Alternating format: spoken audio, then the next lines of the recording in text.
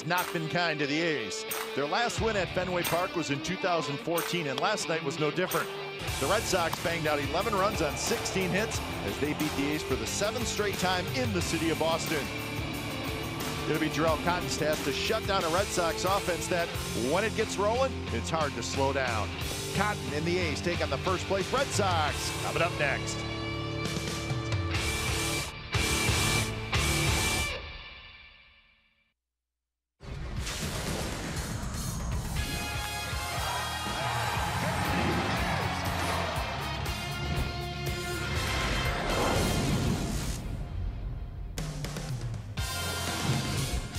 Well, game 2 of the series from Fenway Park. A's will try to bounce back after an 11-1 loss last night. Jharel Cotton looking for his 8th win of the year. It's the Oakland A's and the Boston Red Sox coming up on NBC Sports California.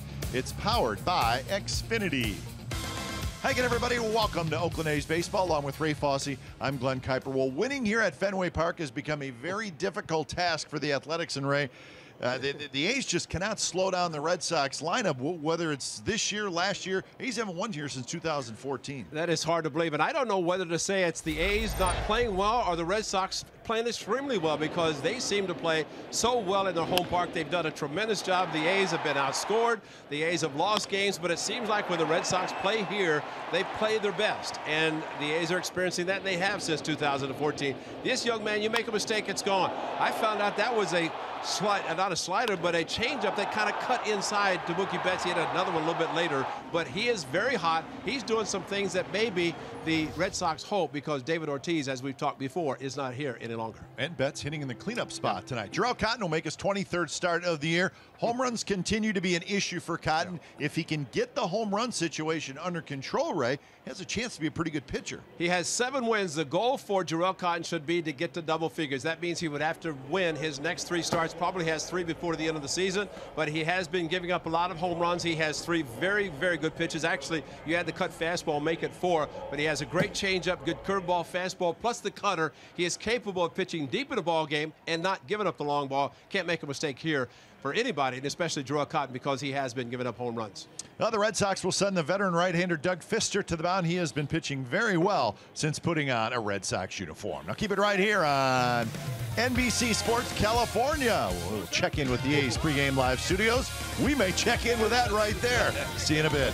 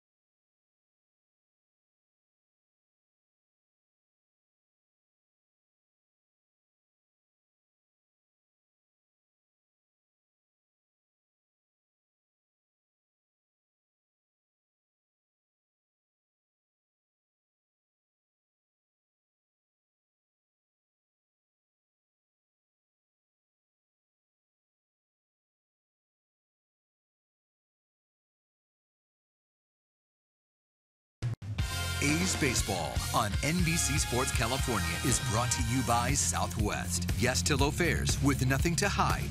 That's transparency. By Toyota, the full-line automaker with the longest-lasting vehicles in America. Toyota, let's go places. And by Jack in the Box. Come try the new $4.99 Smoky Jack Burger Combo with small fries and a small drink. Limited time only.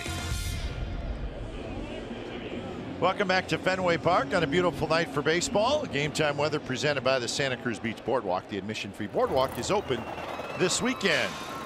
Game time temperature is 73 degrees. So a little cooler than last night, but it was another hot day in the Boston area. So we are set for baseball. Big tall Doug Fister on the mound for the Red Sox, and his first pitch is a bit low to A's leadoff man Marcus Semien. We'll give you the rest of the lineup in just a moment. As Fister is not messing around. No, he's not. I guess when you're 6'8", you want to get the ball and let it go, and that's what he does. Marcus at 253, 6 homers, 32 runs batted in.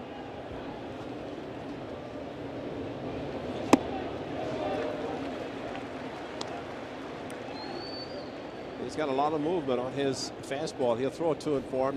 Four-seam fastball, not very hard, but it does have the movement. And now the count even at 2-2 to Semien.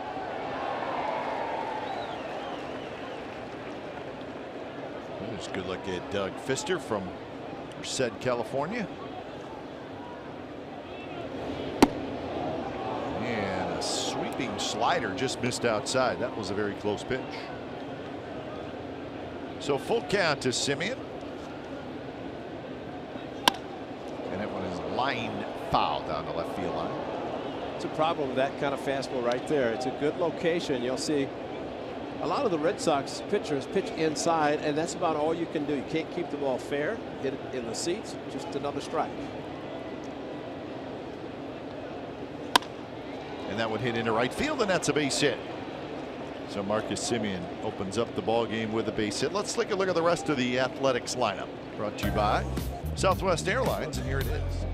Semien with the leadoff single. Then it's Joyce, Lowry, Davis, Olson, Pinder, Maxwell, Chapman, and Powell. And Doug Fister, as we detailed, he pitched for Houston last time the A's saw him, and did not really get a contract. He's out on a major league deal, signed with the Angels. They said go to the minor leagues, get ready. He did. They waived him. Red Sox picked him up. Rest of the story is that he has pitched extremely well, probably a savior for the Red Sox, especially with David Price not pitching. Doug Fister has done a tremendous job for his new team. First pitch to Matt Joyce in first strike. Doug Fister, 33 years old.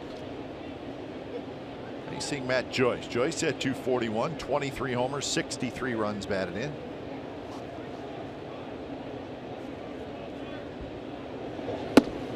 And a quick 0-2. Joyce did not play last night. Recent outings for Doug Fister. 3-1 record in his last 4 starts. Check out the game in Cleveland. They actually lost a game this year. I didn't know that. That was before the last 3 weeks. But he has pitched well in Indians, Orioles, Yankees, Blue Jays. That's 4 pretty good lineups that he has buzzed right through. And especially at a time when the Red Sox need to try to keep their lead.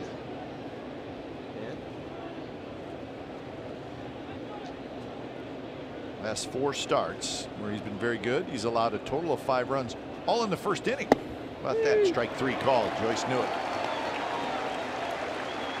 There's no hesitation in the windup or the stretch position by Doug Fister. He gets it and throws it, and very quick releasing it.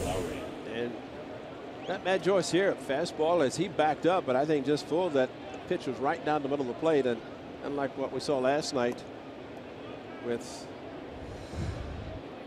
Chris Young, pitch was 0-2 right there, was not called a strike. Pitch cast brought to you by PenFed Credit Union. As Fister faces Jed Lowry. 12 home runs, 53 runs batted in for the A's second baseman Lowry.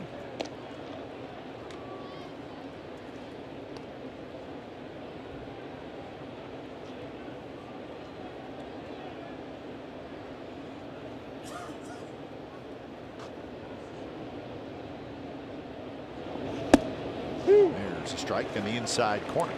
It's amazing how much the A's hitters, the lefties, Joyce and now Lowry, have been backing up on pitches that look like they're almost down the middle of the plate. You said a lot of movement with Pfister. Yeah. He's always had that. So 0-2 to Lowry with Chris Davis waiting in the on-deck circle. So big news today, of course, coming out of the athletics organization with the naming of the ballpark site. And we're going to talk about that in the second inning.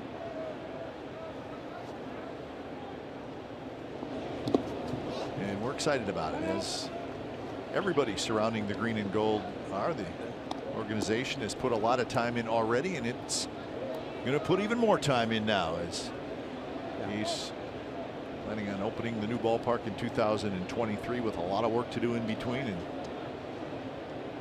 so we'll talk about that in just a little bit.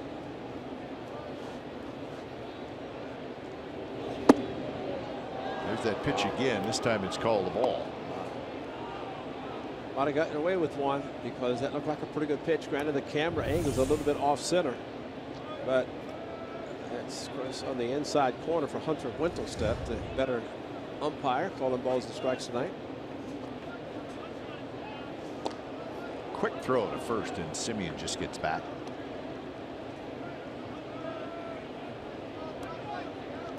Pfister went to Marquette College and then on to Fresno State.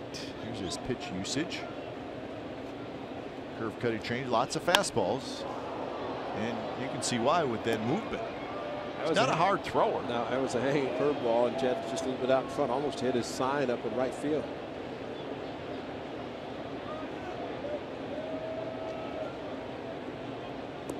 So 2-2 to Lowry. If you don't throw hard, really, the type of pitcher that Doug Pfister has been throughout his career, he can spot his fastball, all of his pitches.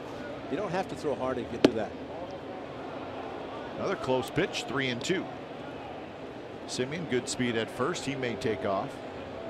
And boy, if he does, the combination of Vasquez we saw last night, Leon tonight, they throw out a very high percentage of base stealers.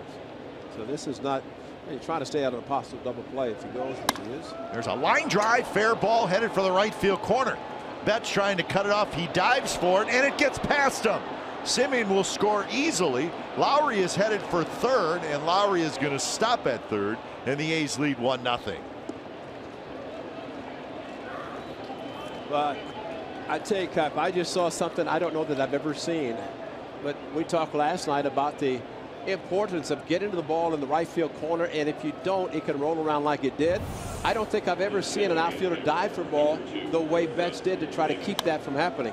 Goes down in the corner. Watch Betts leave his feet into the warning track to try to get the ball before the ball gets past him. He could not. Bang hard on the sidewall, and really, it's candidate for an inside the park home run. No question.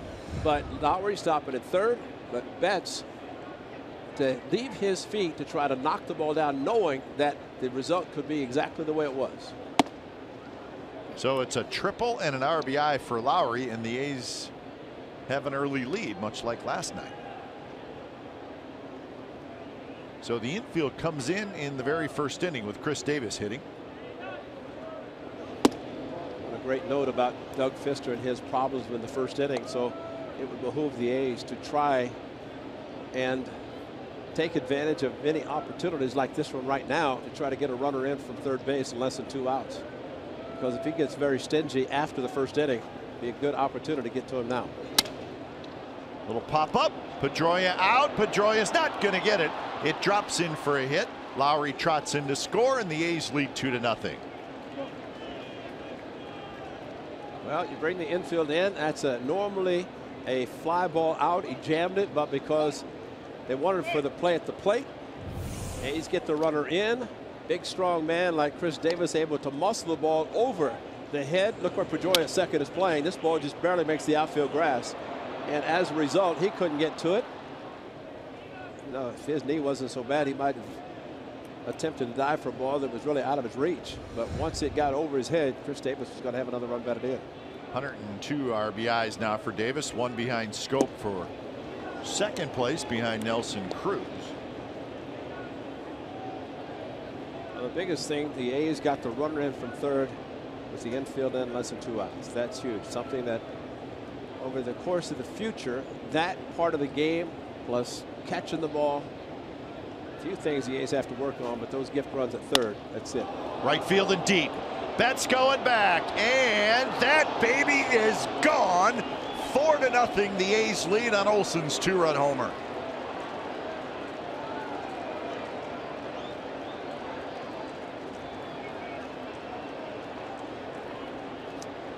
Hanging curveball, so Matt Olson, in his first time at Fenway, can say, I hit a home run into the bullpen against Doug Fisher in the first inning. And he has now hit 18 home runs, stayed back perfectly, so big and strong on this curveball, and just crushed a line drive that was going over the head of the right fielder Betts. But as it turned out, it goes into the A's bullpen. So 18 home runs and 36 RBIs now for Matt Olson, who since the 11th of August has the most home runs in the American League. And August 11th was when he came back from AAA.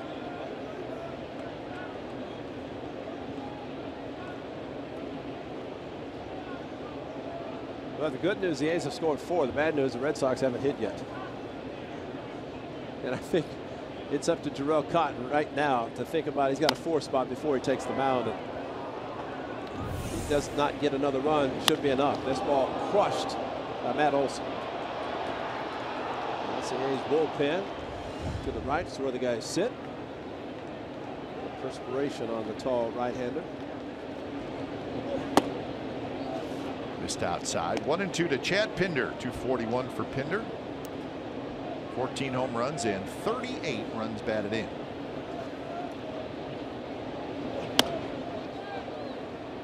For the A's this year, home run number 209. 209. 4th in the American League in total home runs hit. And a greater percentage of runs scored via the home run throughout this year. So the object then, Ray, for next year is to hit the same amount of home runs, but have the percentage of home runs accounting for your runs go down a little bit. Go down and get those big 2-out RBI hits and bring in runners from third base in less than 2 outs and don't make as many errors, not as many unearned runs. So Pinder's retired. 2 outs here in the first inning. A's are 10th in the American League in runs scored. They now have 662 runs scored for the season.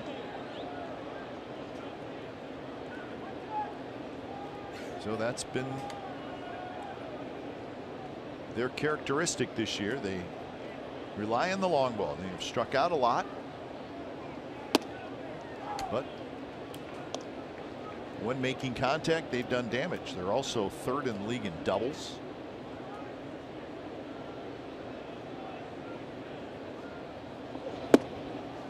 In first strike. 1-1 to Bruce Maxwell. Maxwell 243 with 3 home runs. I believe I saw Bruce Maxwell's dad. Is that correct? It's not that they don't look alike or anything. Remember we saw him last year when he made his major league debut. Dad was pacing back and forth. I said, relax, Dad. You know, you get a hit eventually. His job behind the plate catching.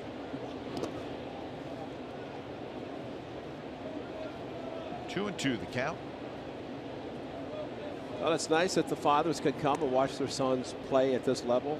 Very special for dads of major league players, moms of major league players. Don't want to exclude them. Just missed. 3 and 2. 34 pitches in the first inning for Doug Fister. Last night, Eduardo Rodriguez gave up 1 in the first inning, settled down, 1 hit, 1 run. That's all he gave up for 6 innings. And a swing and a miss by Maxwell, but A's do major damage. They score 4 times against Doug Fister. Lowry with an RBI triple, Davis with an RBI single, and then Matt Olson unloads a 2-run homer. 4-0 Athletics.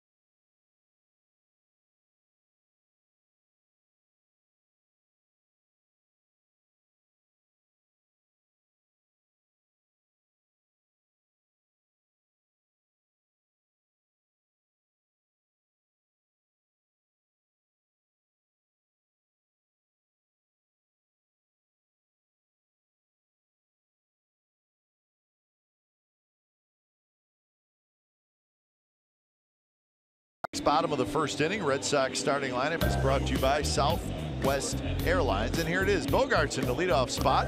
And then Pedroia, Benintendi, Betts, Moreland, Ramirez, Devers, Leone, and Bradley's good young talent in that lineup.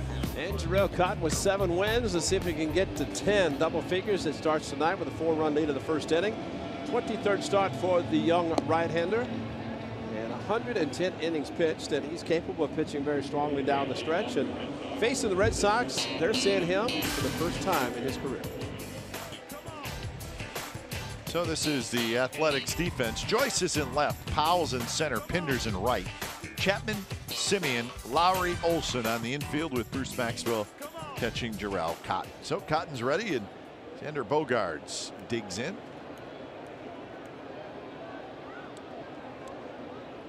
So a few lineup changes, not necessarily changes, but John Farrell moving a few guys around.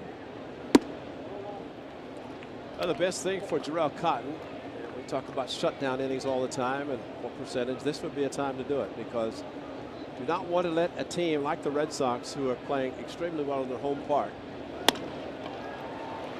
Simeon scoops it up. Quick throw to first, and Bogaerts is retired. That's a good start. The leadoff hitter. Now get the A's killer. Guy who seems to get on base all the time against the Athletics, Dustin Pedroia. Pedroia last night 3 for 4, couple of runs scored, had an RBI. He's got 6 hits in his last 10 at bats, so his average up to 309.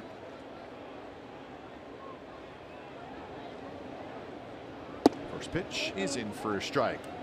Benintendi to follow.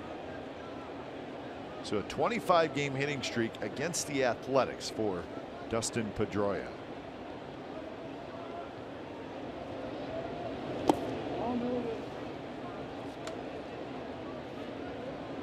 Jarrell Cotton looking for his 8th win of the year.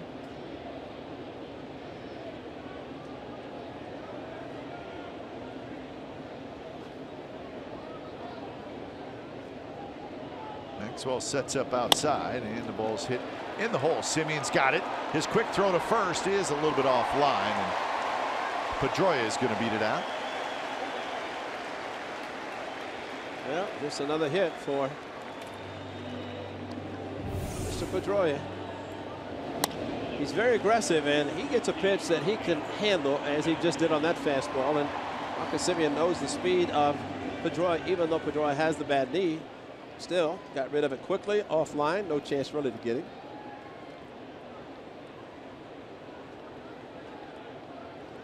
Had no chance, Marcus. Nope. It's amazing that you got it there as quickly as you did. Here's Benintendi. He did not play last night. Very fine looking young hitter. 274, 19 home runs, 79 runs batted in. Andrew Benintendi.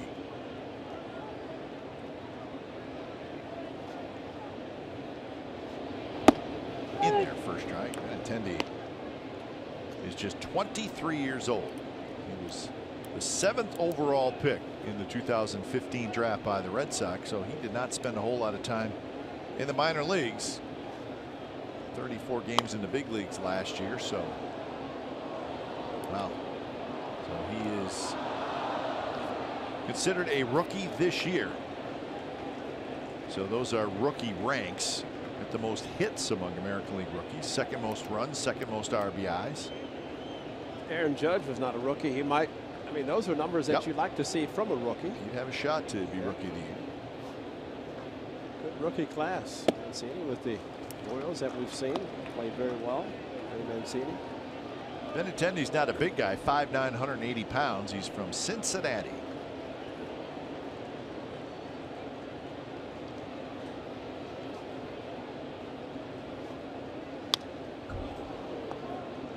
So the count 2-2 now for the young left fielder. And you look at the Red Sox and the Athletics, similar in the sense that they have a lot of young players. The only and the biggest difference, the fact the Red Sox have had their young players that have been in the big leagues already for a few years. That's something that you're going to be seeing from the Athletics in the future. Get the experience.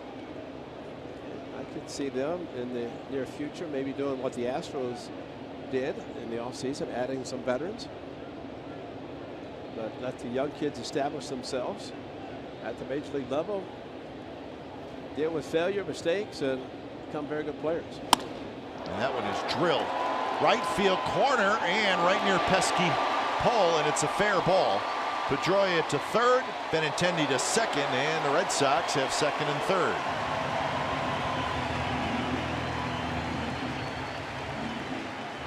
A ball like that headed in that direction, you actually worry about it hooking around the pesky pole. That's exactly right. It's very short, and that's a great pitch for a left-handed hitter, down and in, and it's hooking, it drops right in front as the fans got out of the way, almost hooked into the lower level. Think about Johnny Pesky and the pesky pole. Johnny Pesky didn't hit a lot of home runs. He just happened to hit one down that line, and they said, hey, Pesky hit that one. That's a short. That's a pesky pole. Pesky pole. That's it. So second and third, one out. Here's Mookie Betts.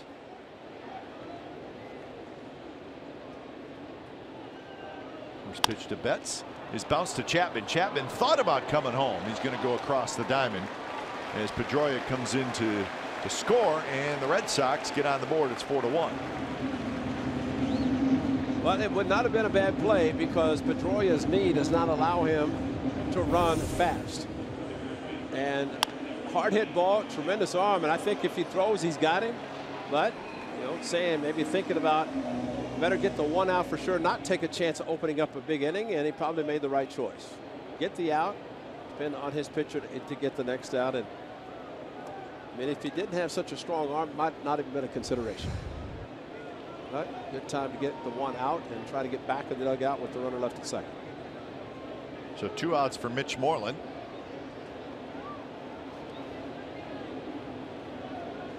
First pitch to Moreland is outside. Next inning, we'll talk about the exciting news this morning about the A's picking the ballpark site. Got some video of the site. That's great. People can get a better idea of exactly where it is. Although I think most people have a pretty good idea.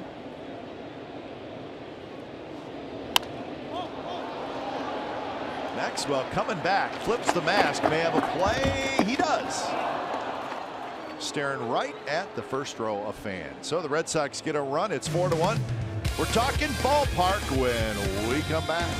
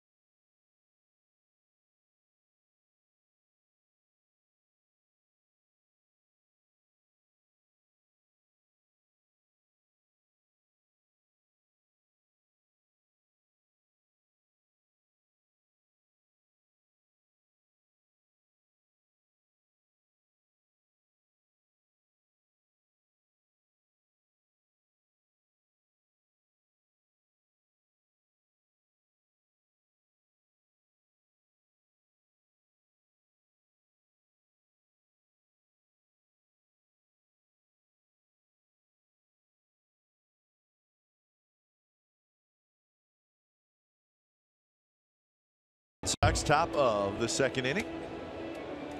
Matt Olson with the 2-run homer. He's got 4 runs and 4 hits in that first inning. So Pfister will face Chapman, Powell, and Simeon here in the second. He threw 35 pitches in that first inning. Yeah. First pitch to Chapman is a little bit low. So the A's announced today it is the Peralta site where they will build the new ballpark, and that was news that we've all been waiting for a while. And there's 3 different choices for the Athletics, and they chose the Peralta site, which is right near Laney College. As we said, most people know where that is. We have a lot of people around baseball asking where it is, try to explain to them, but I know our listening audience, or maybe across the country, will have an idea, and it's going to be great. But I think the biggest thing, Kipe, if we remember back at FanFest in the early part of the year, Dave Kaval grabbed the microphone and told about 15,000 fans at Jack London Square before the year is over. Calendar year is 31st. Here we have it, mid-September, and it was announced.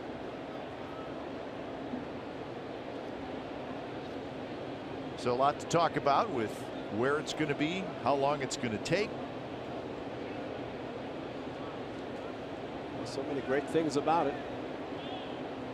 That man right there would be a great man to take the team into the new park. Ron Melvin, the A's skipper. Big chopper to Bogarts, who throws on the run, and Chapman is retired. So the first note is important. Ballpark privately financed by the Oakland A's. They will pay for the entire thing. Of course, BART is very close, and that's extremely important. Public transportation is huge, especially if you're building a downtown ballpark, and BART station is what we're told about a 9-minute walk from the new ballpark site. Site features new housing, affordable housing, space for small businesses, restaurants, retail. That bottom, estuaries right there, which is very cool. So there's so many different things, that so many different ideas. I like the bottom line, the $3 billion expected to project for economic benefit over the first 10 years. That's huge, because you look at construction, you look at jobs, you look at the economic benefits for the area. And that is all a very positive thing. And you know, as we talked earlier, and we'll read a promo about the fans getting involved in the ballpark. And you know, that is something that probably is unprecedented. And I think, too, what a lot of people are interested about is the timeline. And again, this is where patience is going to play a part. I mean, in this next year, the 2018 year, Dave Kaval and the A's are going to continue to do what they've been doing really for a couple years now, engaging in the community and having town hall meetings and the office visits, all these things. And the A's feel like they want to be on the same page with all the community leaders. And that takes a long time. There's a lot of different things that need to be discussed, and the A's want this ballpark to fit perfectly into that neighborhood. So that's why 2018, it's going to continue to be these conversations with all these community leaders, and just to make sure that everything is clear and really everybody's on the same page. Well, the big sign outside the Coliseum and all throughout Oakland, rooted in Oakland, and the fact that the A's are staying in Oakland. Mayor Libby Schaaf talking to our pregame people and talk about how excited she is that the A's are staying in Oakland. It's going to be a very exciting period of time. And we'll talk more about that timeline and lead you right up to 2023 when the ballpark opens.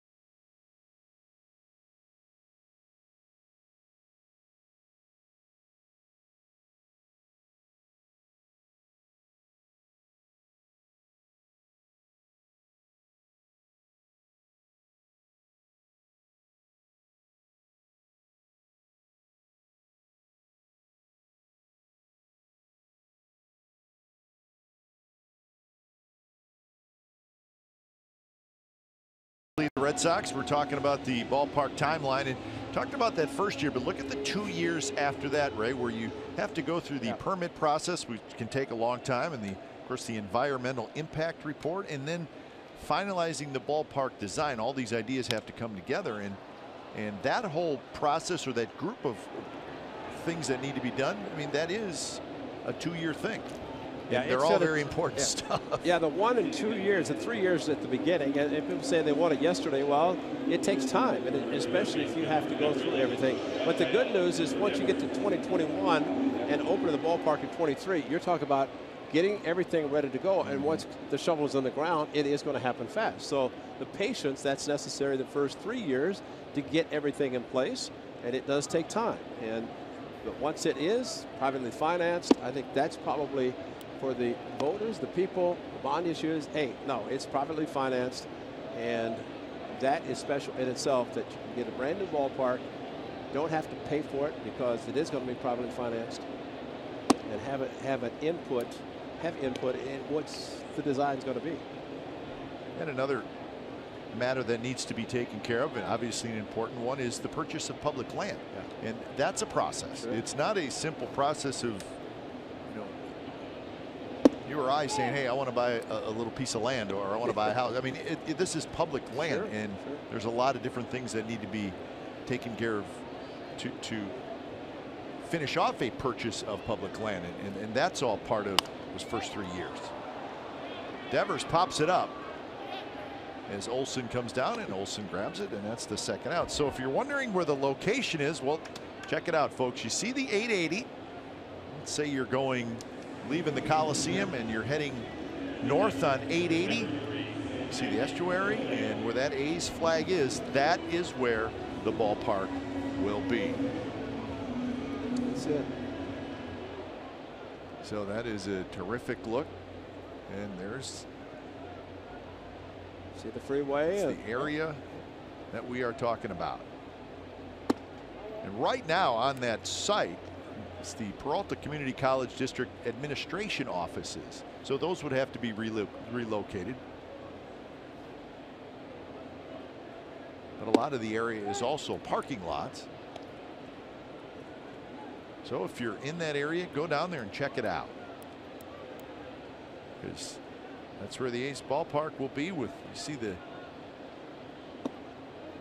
downtown Oakland in the background, the Oakland Hills in the background. Not a bad backdrop for a ballpark. There, it's all. I mean, just the fact that walking distance to downtown, you get the bike, BART is close, public transportation, freeway. I mean, it's all there, and that's a great site for have everything.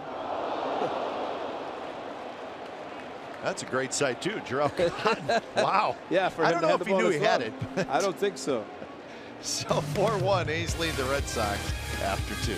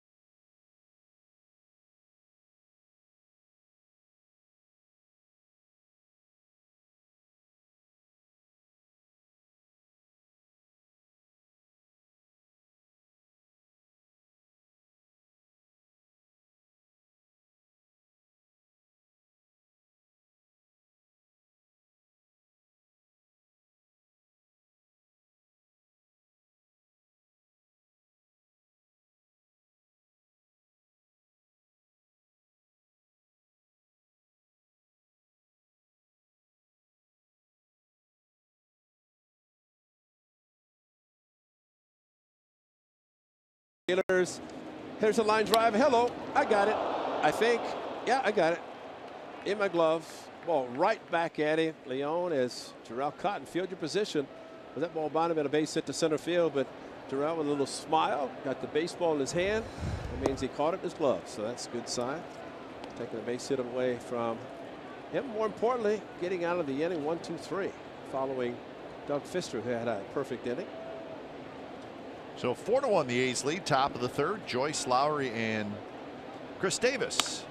And this one is hit towards center. Bradley coming in. He's going to play it on a hop. So Matt Joyce has a leadoff single here in the third inning. That's 5 hits now for the A's. So, Kai, let me ask you, what's the weather like down there for the new site? Because, hey. Pretty nice from what we're told. Yeah. And that was we know that the A's did a great deal of research on that and found out that the weather there significantly better than Howard Terminal. There was some concern about the weather at Howard Terminal. Highest number of warm afternoons and early evenings of any of the 3 site options. That's important because from the player standpoint and fans, to be able to go to the park and have these warm afternoons, evenings, to be able to go, be comfortable watching a game, weather's important. And we've been to the Coliseum. We know all about the weather, and it's generally comfortable, but it can cool off significantly at night. So I think it clearly has the best weather, the Peralta Ballpark site, and that's important. I think too the public transportation thing is huge. It's huge. It just has to be. I mean, we're talking about a BART station being a 9-minute walk away, less than a half-mile away. And just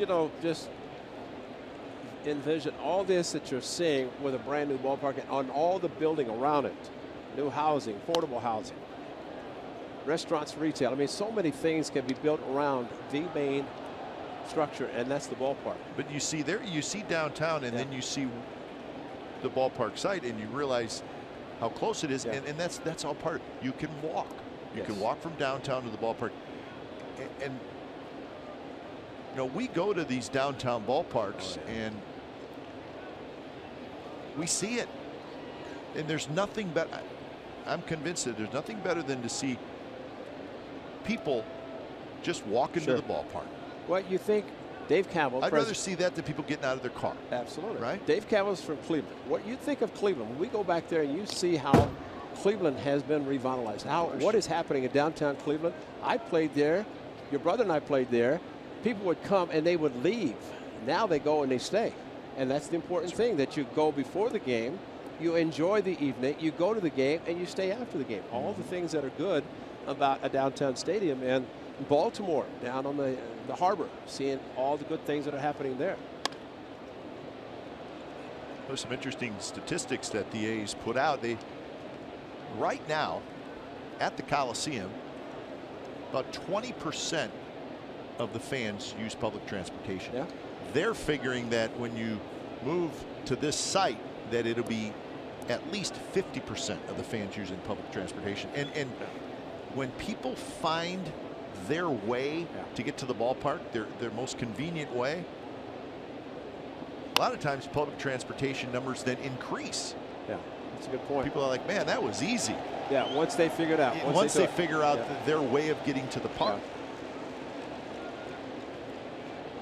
But I think so many good things happening, and the fact that it was announced today, and now there's not one person could say, what are the A's going to do in the future? The A's know effective today, and actually what Dave Campbell said at the beginning of the year, but effective today, name in the site, and this is what's going forward. And there's not anybody in the Bay Area that Oakland A's fans can say, what are the A's going to be doing? They know now what's going to be happening. And it starts today. And in reality, that's not that far off when you start thinking about everything that's going on. And you see a baseball season starts at 162. You look at it, next thing you know, it's like we're all right now, September. So what we're saying is Dave Campbell needs to get to work right now. Oh, he is. Dave, if you're listening, he needs to get to work right now. I think they're all working right now. They may be partying a little bit, but they're getting ready. Because he really hasn't been doing anything. He wants a new park. He's got it. I mean, you look at these A's. He's telling us right now. He said, you know what? It's right off the 880. Right. But Bart's right there. It's right there. It's an easy walk. But she said, huh? But all that is true. But you know, Ray, the best case scenario with all these downtown ballparks is be close to downtown, but also if you can integrate yourself into a neighborhood, that's really the ultimate, right? We're one right here. No, this no question. This is perfect right here. And downtown is right there. See the Prudential Center, you're at Boylston Street, 10 minutes away.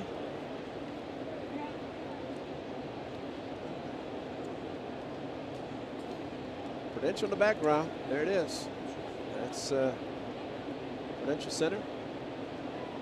That's it. You know, that's probably the best thing about you go to work in downtown, and then all of a sudden you're saying, why'd I go home and just get something to eat or watch a baseball game? Not only that, okay, we were talking Cleveland today and what happened.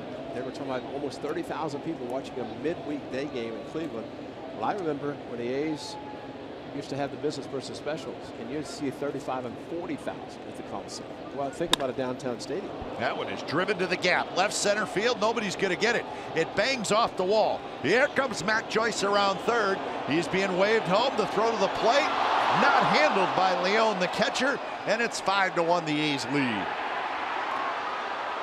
He dove back, didn't have to, as the umpire, it's actually Andy Fletcher. There's kind of a rotation play that the umpires actually do on a play like that. So you saw Andy Fletcher, the first base umpire, really being the umpire that came down to make the call. Hunter Wendelstedt goes up the third base line. Now, meanwhile, a great shot by Jed Lowry. This time he does get the double. So a triple, a double now with the ball banging off the wall. And Jackie Bradley Jr. played it perfectly. And Matt Joyce, let's go. And he went around the tag. He tagged the plate with his right hand. And he's saying he's going to sneak back behind Pfister. But watch his right hand. He grabs the plate and he pointed the umpire. Yeah, I hit the plate right there. He's all over it. And then maybe the umpire didn't make a safe call and Pfister picked it up. Watch this. This is neat. I'll sneak back behind you. He scored twice. Yeah, that's so you right. get 2 runs for that. So Lowry have a game so far as it's his 45th double. Where did Joe go? Joe Webb's this third base. Where did he end up?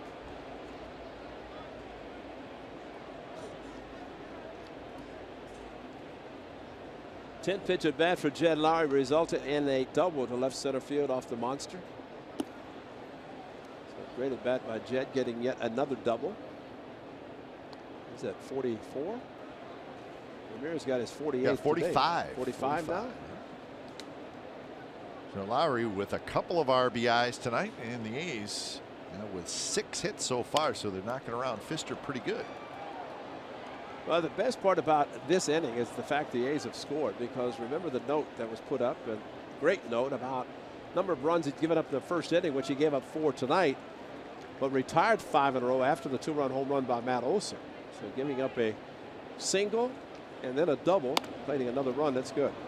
Up the middle, Pedroia has it behind second base. Quick throw to first. Davis is out, but it's a productive out.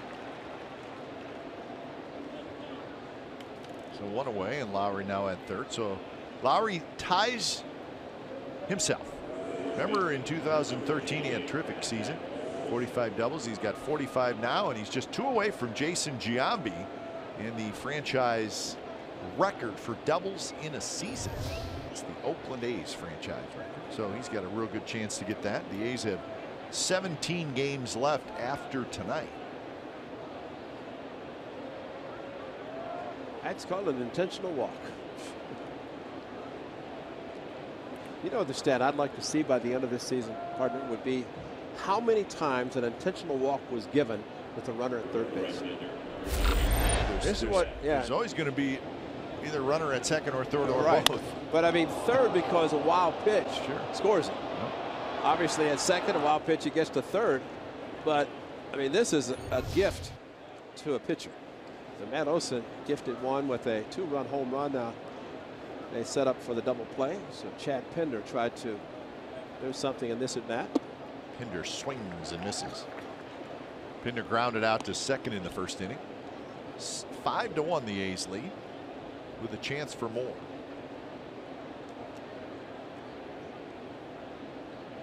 Straightaway defense for Pinder. Chad seeing the Red Sox. Remember, we had Chad Pinder on our post game during the Red Sox series, and we asked him, was he had talked about opposite field hitting. He said, well, they started pitching me inside. I had to make adjustments. Well, he has to adjust again tonight because they're staying in there. Just like that, back-to-back pitches.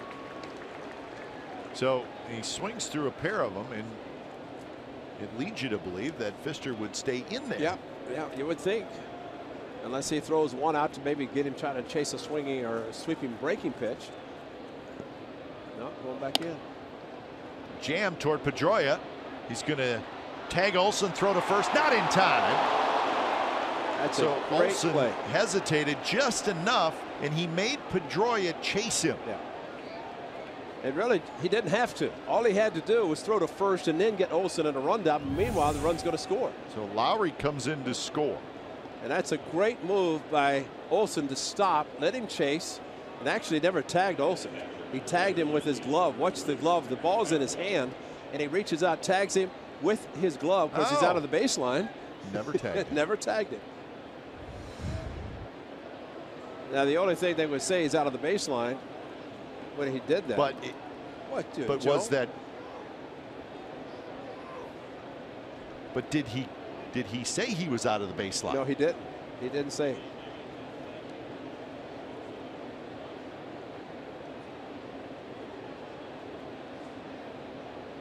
Andy Fletcher and Alan Porter, first and second base umpire, are talking right now. They watch as he runs back, see if there's any indication of out of the baseline by anybody. First base umpire says no, he's making the call at first. And Porter is at second. I didn't see him do anything. And meanwhile, there's no challenge. I don't know why Big Joe stopped Bob Melvin from coming out to ask a question, but he stopped him, and Bob had to stop before he crossed the line. That's heads up base running by Matt Olson. Young man has some great baseball instincts. So give Pinder an RBI, fielder's choice. He's got 39 RBIs, and now it's 6-1 the A's lead.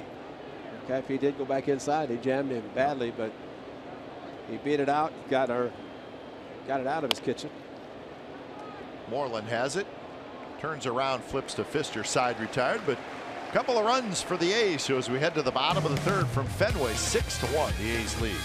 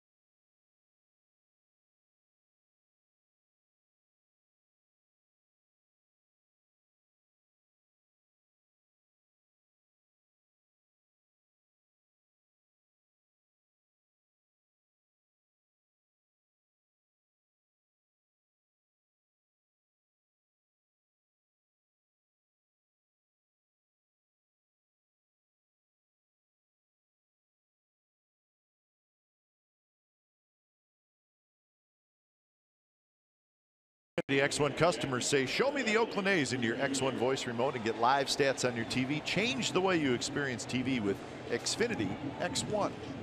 They're going to change that and say, show me the new ballpark? That's right. Show me the Oakland A's and the new ballpark, and it's all going to happen. It's great. That young man's pretty smart. He has got some baseball instincts, Matt Olson.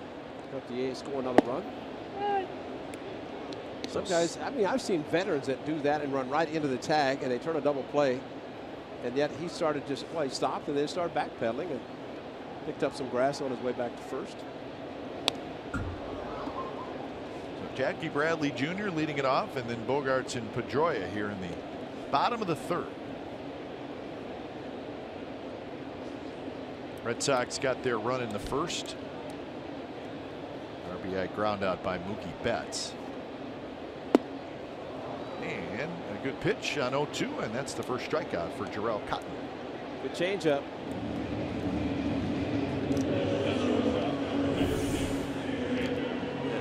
Change up, and it just dies, just drops right out of sight on the outside corner at 80 miles per hour.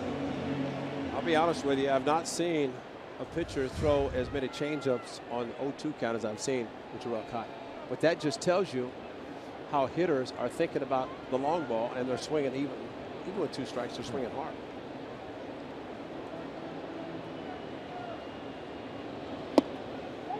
Seems like fewer and fewer hitters shorten up their swings.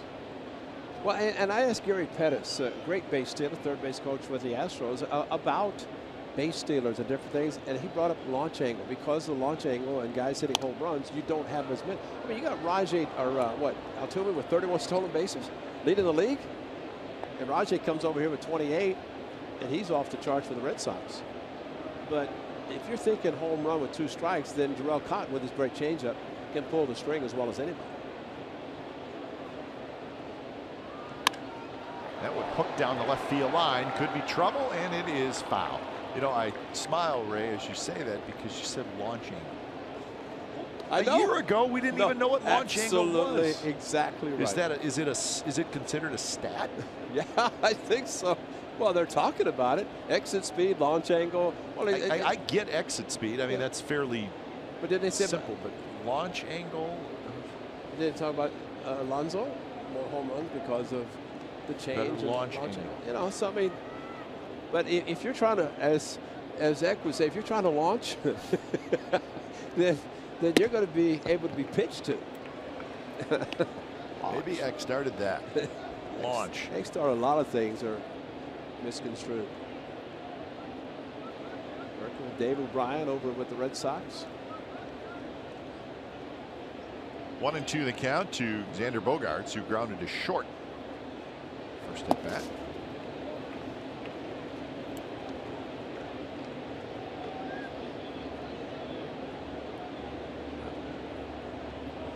That written on his hat, Virgin Island strong.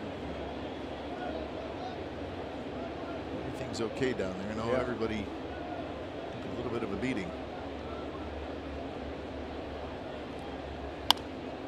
I think the best thing, and the biggest thing, I mean, you're talking about guys who have homes in various places that have been inundated, and see players born in the Virgin Islands. Rod Hendricks, a great catcher with the Orioles.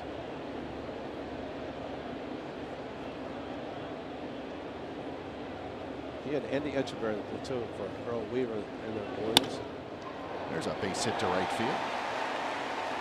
So Bogaerts gets the 3rd hit for the Red Sox. The high fastball that he just hammered to right field. And there's the high fastball, and there's your base hit to right field. I think starting the season, partner, there were 19 countries represented in Major League Baseball. 19 countries. Seeing more and more. I mean, why not? I mean, Major League Baseball across the country and across the world, helping various areas and countries develop baseball. Major League Baseball Alumni Association, I know, does a lot of that, where they'll send former players to various parts of the world and have them teach the great game of baseball. 0-1 to Dustin Pedroia. Pedroia singled and scored in the first. Had an infield hit. And there's a base hit right center field. Bogaerts rounds the bag at second, hustling for third. He's got good speed. He'll make it. So Pedroia continues to hurt the Athletics. Really, he's a perfect second place hitter.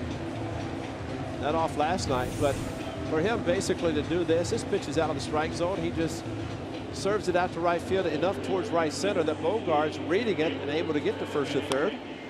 I asked Chili Davis, their hitting coach, how different it is without David Ortiz in the lineup, and he says we're doing different things, and that's one of them right there. Going first to third. There's Chili, the hitting coach, that extended his contract through next year. That was done last year. So first and third for Benintendi.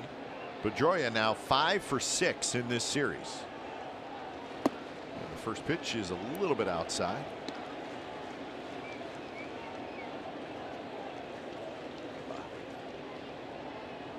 Against the Athletics, 7 hits in his last at bats. In his last 8 at bats, excuse me.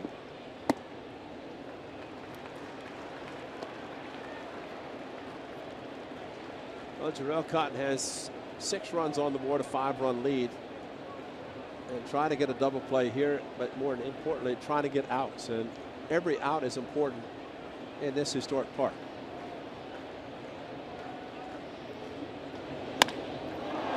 Very high and deep left center field. Powell toward the wall. Powell leaps. He can't get it.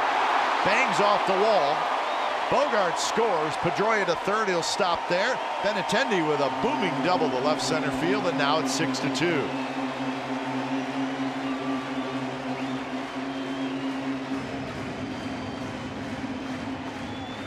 Well, that's about as sweet of a left-handed swing as we've seen. Especially for a rookie. And not a bad pitch if you're thinking about, well, let's just go outside and they can go opposite field. The best thing for the A's here is the fact that Boog Powell came close to catching it. Otherwise, they could see that the ball is high off the wall. Good job backing up by Matt Joyce. But right there, almost caught it. Matter of fact, maybe over jumped. But Benintendi, who showing his opposite field, that's where the monster walk can really help a left-hand hitter. Benintendi, an outstanding opposite field hitter. He can pull the ball as he did his first at bat. So here's Mookie Betts, second and third, 1 out. The infield plays back.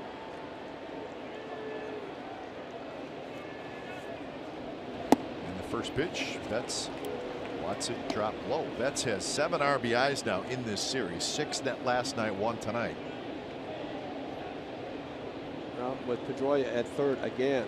See if Chapman gets a ground ball from Betts like he did in the first inning, if he would attempt to go to the plate. Missed again, 2-0. Mitch Moreland, the left-handed hitter, waits in the on-deck circle.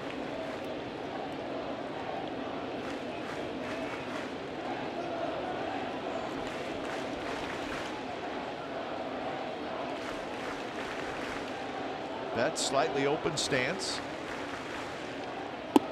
And now it's 3-0.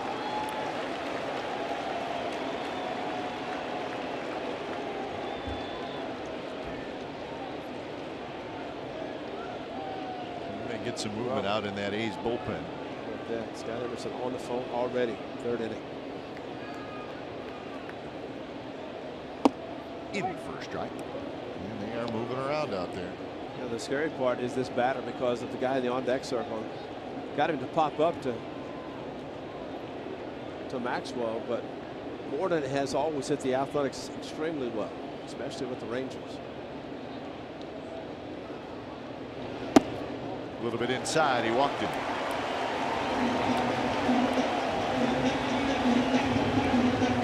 So that's the first walk by Cotton, and now the bases are loaded for Moreland.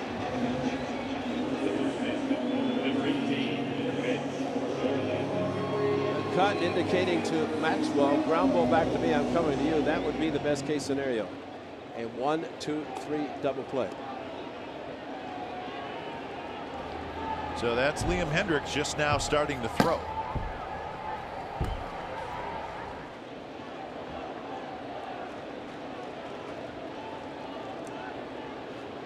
Shift is on for Moreland. First pitch, down and in. Moreland has always been tough on the Athletics. He's got 19 career home runs versus the A's. 5th most. Of course, his entire career before this year was spent with the Texas Rangers. He was a free agent at the end of last year and signed a 1-year deal with these Boston Red Sox. Foul into the upper deck. The A's on the infield playing him to pull on the ground, but in the outfield straight up because he has tremendous power to the opposite field. Ideally, get him to roll over on a ground ball and get a double play with a ground ball to the right side.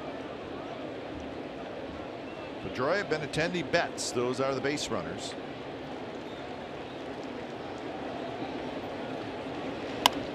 Popped up. Maxwell coming over, Chapman coming over, and it's into the seats. We tried to push it back into the playing field, couldn't. Well, as they look down, I could see the 3 additional rows of seats that they have added here. See the pitch count, and 9 last inning. The second inning's outstanding. 14 not bad. 23 this inning, not good. They added seats to go even with the dugout, and those 3 rows of seats from the dugout all the way to the other dugout, those have really hampered any player trying to go into the stands. 1-2 pitch, pretty good take by Moreland, and now it's 2-2. All of a sudden, the Red Sox are laying off these pitches. There's the 3 extra rows. Those are 3. Boy, that third actually at the beginning, or the dugout, that used to be the edge all the way around. What they've added, they're adding as many seats as they can here. They also added those benches in the dugout so players could sit on and look over the top of the wall of the fence in front.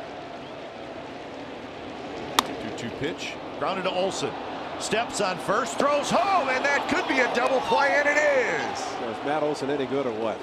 So wow. Olsen picks up the grounder, steps on the bag, fires home, and it is a double play. Terrific play by Matt Olsen. So when it's all said and done, the Red Sox get just the 1 run. Worth another look.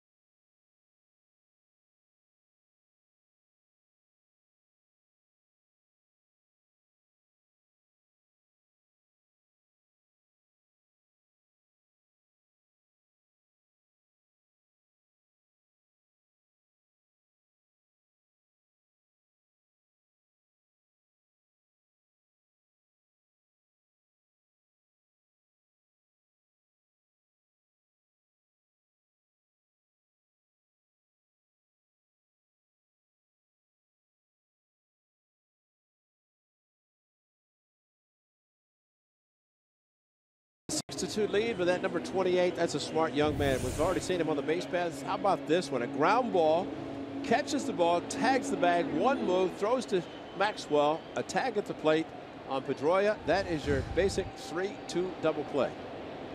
Also presence of mind for Maxwell to know that it's not a forced play. He had to make the tag because Powell or Matt Olson, just a tremendous play to get 2 outs. So top of the 4th, the A's with a 6-2 lead as Chapman, Powell, and Simeon hitting against Pfister.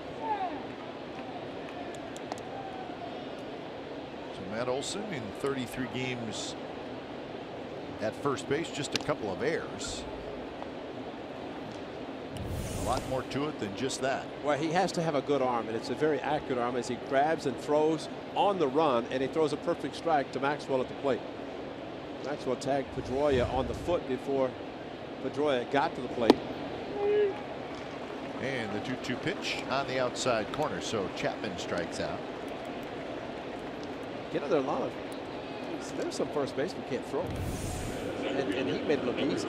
It's that fastball for Chapman, and say in the future you're going to see Matt Chapman not taking fastballs at 2 strikes.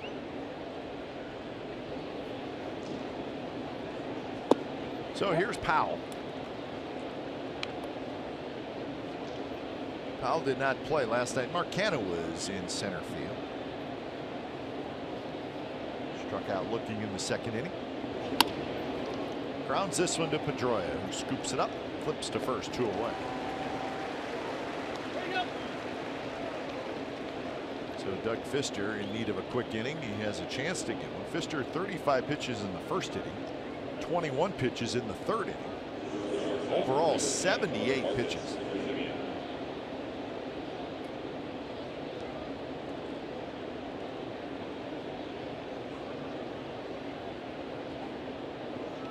First pitch to Marcus Simeon outside, but Doug Pfister does not mess around. No, he doesn't. He's a rock and fire guy.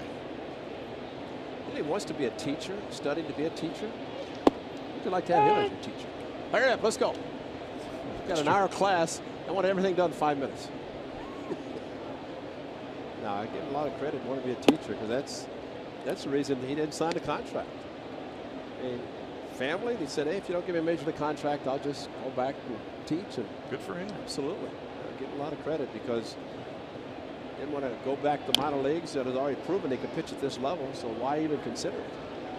He's been with Seattle, Detroit, Washington, Houston, and now Boston. He's 82 and 83 in his career. Had some good seasons. Well, every time Marcus Simeon faces Pfister, you have to wonder if Simeon knows. He had an 18-pitch at bat against Pfister when he was with the Astros last year. And Marcus said, I grounded out though. He said, did we win? I said, no. He said, you were done in the 1st inning.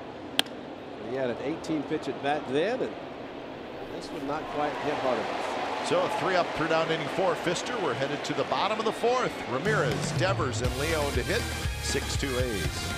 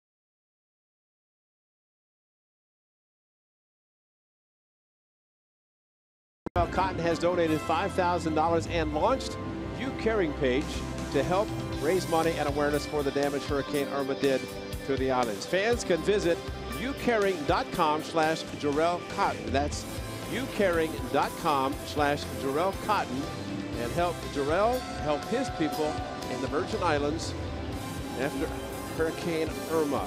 So we wish Jarrell, started to say, but you think about the players across the country who play Major League Baseball and somehow connected to some of the devastation, whether it's in Florida or in Texas.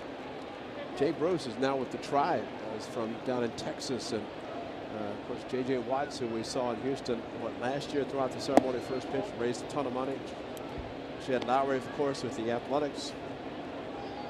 But you almost have to have, I don't want to say heartless, but I mean, like Jarrell Cotton, he's got to take the mound tonight, try to win a game for his team and play this game, realizing what's happened in his native country. Sure. You know, so it's not that easy, but guys are able to block it out, and at least while they're on the mound, in the case of Jarrell Cotton, block it out enough to do what he's supposed to do and have to think about it for a long time afterwards. 1-2 to Hanley Ramirez, and yeah, and unless you have actually seen the damage, I mean, Jarrell Cotton is just hearing about it. Exactly. Right? Yeah.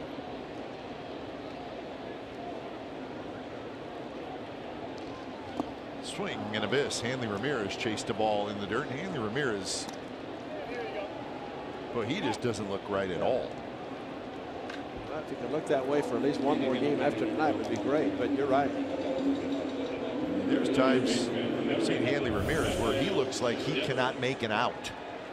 Well, the old saying about the leg kick, getting the front foot down. Watch as he gets it down. It's down way too soon. That's why he gets out in front.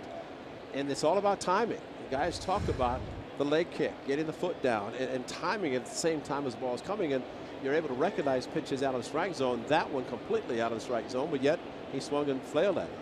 Here's Devers. First pitch. A little bit up and away to Rafael Devers, the young third baseman who popped out his first at bat. Devers was 1 for 4 last night with a run scored.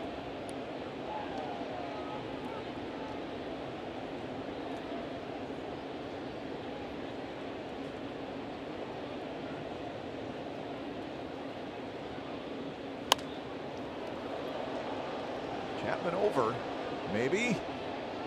No. Well, we see the Astros a lot. We know how much young talent they have, Ray, but I don't know that we've seen a team in the American League that has more young talent than the Red Sox. You're right, and good talent. I mean, it's talent that they may be superstars. Yeah.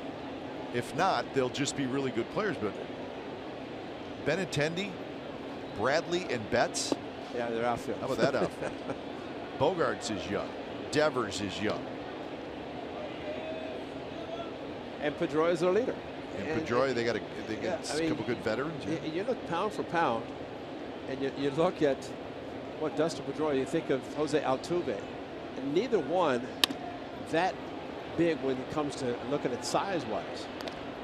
Devers is retired. But what they bring to a ball club, and Betts talking about just watching Dustin Pedroia play, that inspires me because I want to play like him and play 9 innings and play every day of the season.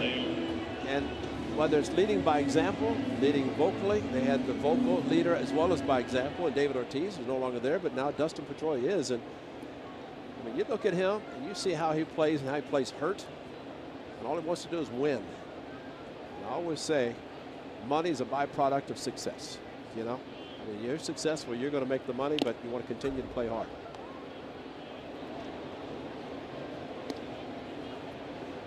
MVP in 2008. Rookie of the Year in 2007. All-Star, Gold Glover, World Champion. I mean, there's a pretty good resume, and he's not finished.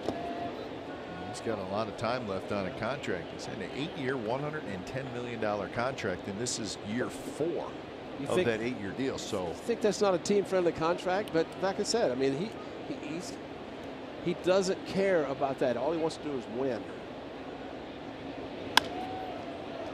Slapped foul by Sandy Leon. don't get me wrong, that's a nice contract to have. Yep. But there's some, and there's one in the Red Sox dugout who could have gone to another club for less money. But he ended up getting more money here, and he hasn't pitched. There's Fernando Abad, former Athletic. 2-2 to Leon. Leon hit that line drive right back at Cotton in the second inning.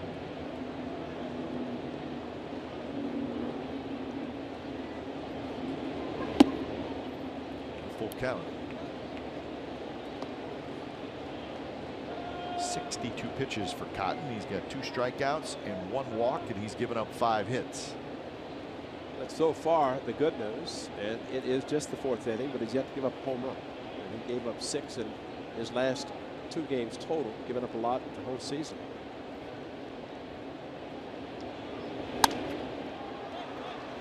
Chapman coming down.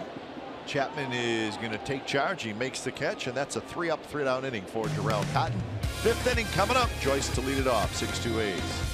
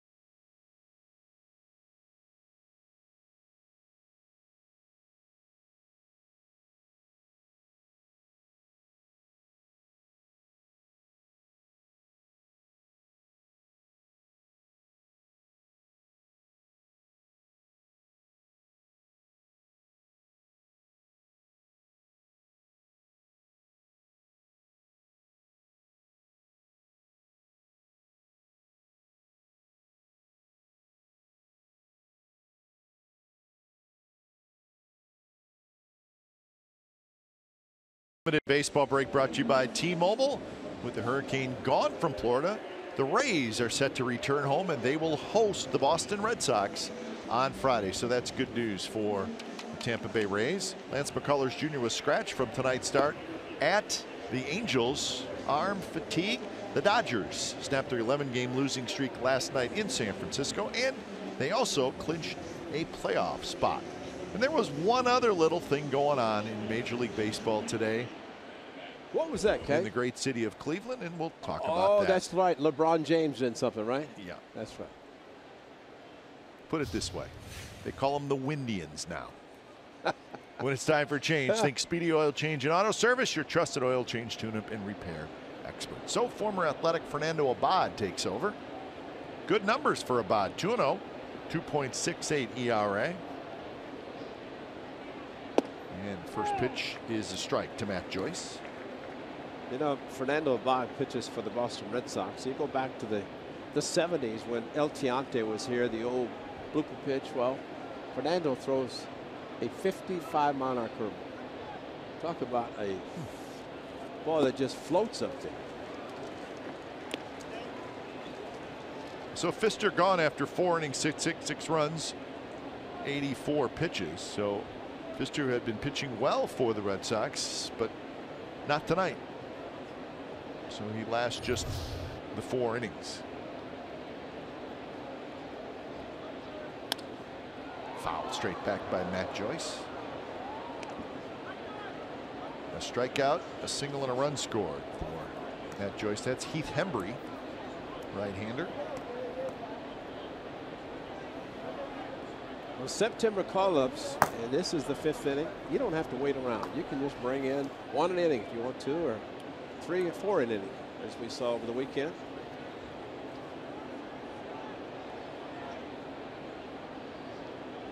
Shift is on for Joyce. And a fastball foul back. Almost up over the roof. Not unusual for a foul ball to go right over the roof out into the parking area. Or anywhere out there. You don't see that very often.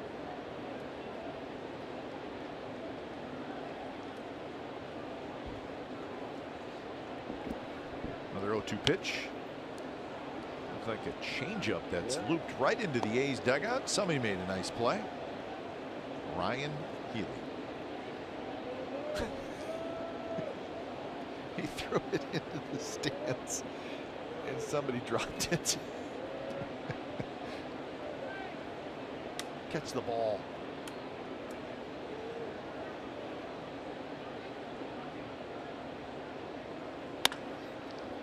Grounded to Pedroia out on the outfield grass. Fires to first.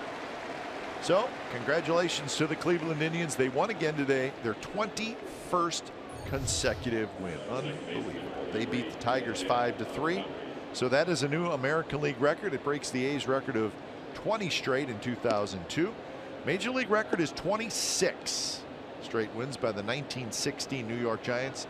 During the 21-game winning streak, the Indians have outscored their opponents 139-35. That is hard to believe. And really, they've been scoring runs, but it's been led by the pitching staff. Yeah. Well, today it was Clevenger giving up a run in the 1st inning. So Jay Bruce hits a 3-run home run in the bottom. That's it. That was the game. So the Indians 21 consecutive wins, and they will stay at home. And the Kansas City Royals will come to town for a 4-game series starting tomorrow night. So 5 away from that record of 26. The Chicago Cubs of 1935 also won 21 consecutive games.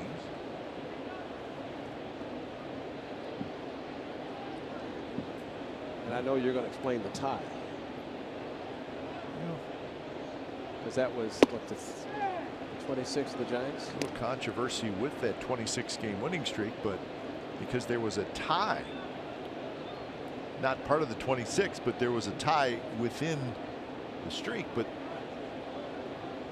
the tie was a game that finished 1-1, and then there was a rain delay, and the game was not completed. And back then, again, this is 1916, the rules were a little bit different. You didn't just pick up the game and finish it with the same score. You just wiped the game out. But they kept the statistics for the players, but it did not go into the standings. So the game really was just wiped out, except for the statistics. That's that tie that you see when you look at that 1916 New York Giants winning streak, as Lowry chirping on Hunter Wendelstedt pretty good. A little bit of a delay call by Wendelstedt after the pitch was thrown. Almost in Leon's glove before he decided, let's call a strike. And the bad part about this, watch Leon. It brings the ball up. And he's trying to tell Hunter Wendelstedt that the pitch was low, but Wendelstedt, of course, was correct saying no. He knows he's right because he's the umpire.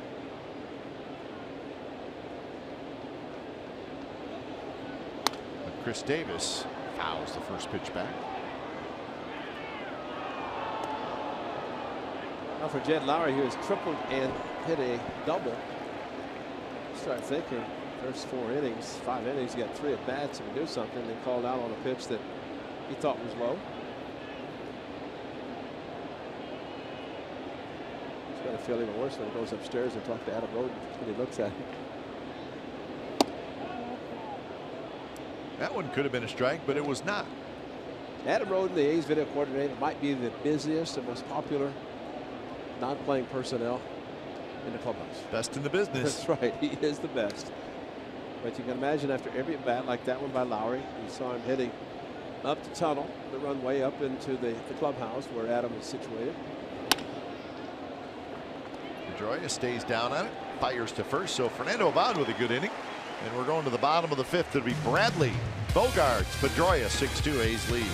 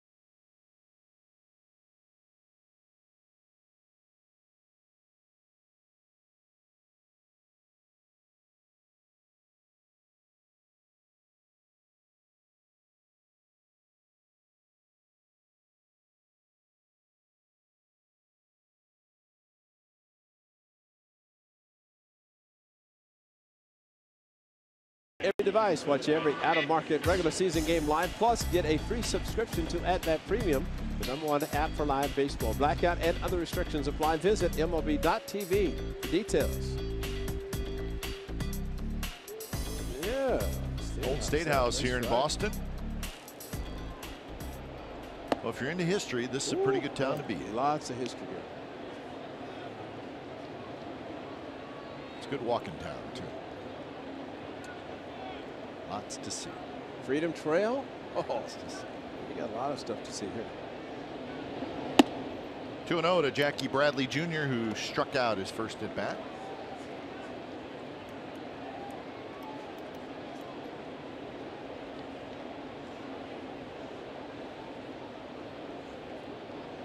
Terrell Cotton pitching in the 6th inning. You look at his 5th inning, 65 pitches for Terrell.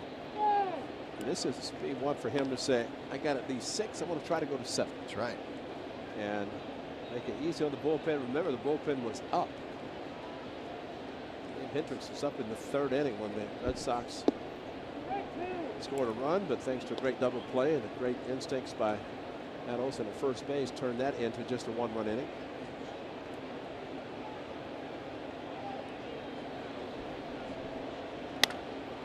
Is hit very high down the right field line. Looks like it's going to be foul, and it is. Jeff Cap, I've always thought about a visiting team that comes in here, and if you're standing on the mound as Terrell Cotton is right now, and he hears a hush over the stadium of a sellout crowd again, that means nothing's happening for the Red Sox, that you're doing your job as a pitcher because you've quieted the crowd. And that one is belted to right field. Pinder's hustling back. He's going to run out of room. 6-3. See, this is the sound you don't want to hear. That hush is gone. That's right. It's gone fast. Not a bad 9th place hitter. 16 home runs for Jackie Bradley Jr. But the pitch he got is what he should have done to the pitch. The location of a changeup that was up. His best changeup is one and is down. Matter of fact, he threw Bradley 1 0-2 in his first at bat. Remember, that ball went straight down on the corner, struck him out swinging. This time he left it up. This time he got burnt. Now to the top of the order in Bogaerts. First pitch is low. So that's the 28th home run that Jharel Cotton has allowed, and he's done that in 123 innings. So it has been an issue really all year, but lately a little bit more. 7 home runs now allowed in the last 3 games and 13 allowed in the last 7 games.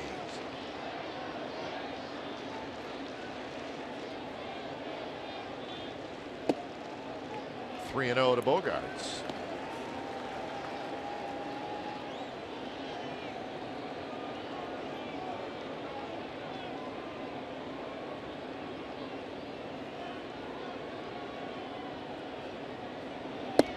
There's a strike. Bogaerts singled and scored in the 3rd and grounded out in the 1st. He was 3 for 3 last night, 1 for 2 tonight. And he walks. We talked about it last night, Ray. About this is one of those ballparks where one of the things you have to guard against is the big inning. That's right. And there's a handful of ballparks like that. And Texas is like that.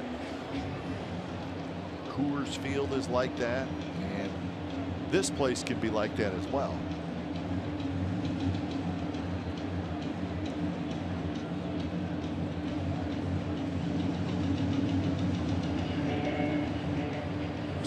Heads back to the dugout, so below him up.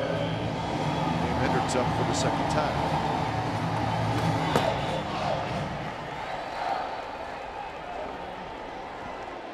So Pedroia steps in with Benintendi to follow. And these two guys have done a lot of damage tonight. Pedroia 2 for 2, 2 singles and a run scored. Whips one foul. Unless he gets Pedroia out, he might not get a chance to face Benintendi. As Coulomb is up, the A's now have 2 lefties in the bullpen.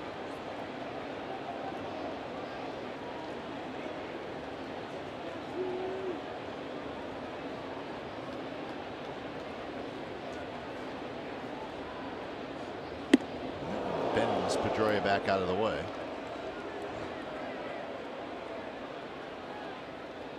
Bogaerts' good base stealer. He's 14 for 15.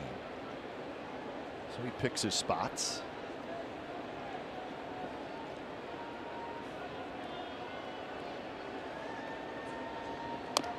Rolled over on that one. Headed for the A's dugout. Another nice play. Chip Hale. No surprise there that he picked it clean. Great infield.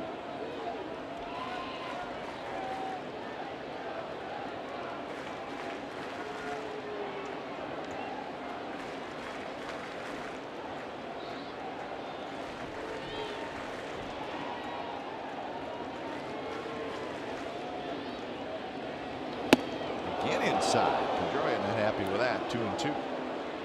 Well, we saw in his last start, Altuve get a fastball that was supposed to be inside. Ended up being a 2-run home run. So if you're going to do it, make it a purpose pitch. And anything inside, to most hitters when they're diving, everything looks like it's a lot closer than really what it is. And he gets Pedroia swinging for his 3rd strikeout. Does Jharel Cotton. Got him with a changeup, and that was a good one. Kept it down low, right in the middle of the plate.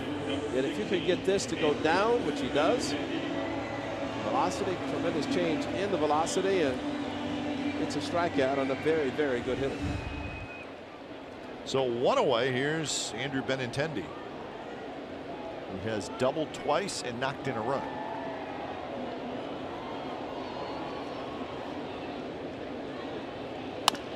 Bounces this one toward Lowry. Out at second, on to first, and that's a double play. Big pitch by Cotton, and a 4-6-3 double play. Bradley's home run gets the Red Sox a little bit closer. It's 6-3 A's.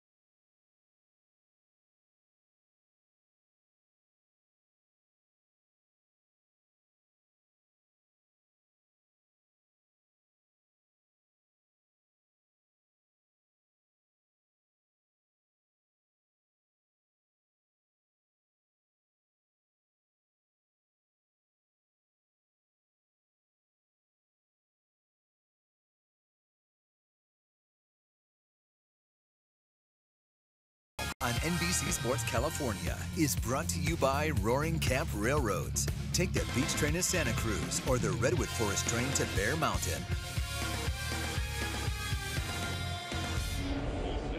So the A's with a 6-2 lead. It is the top of the 6th inning and a beautiful night in Boston. Day game tomorrow, and then we are headed to Philadelphia. Speaking of historical cities, Ray, go see the Liberty Bell. I was going to say the big old bell there. Huh? Yeah, big fella. So, looking forward to that. It's been a while since we've been to Philadelphia.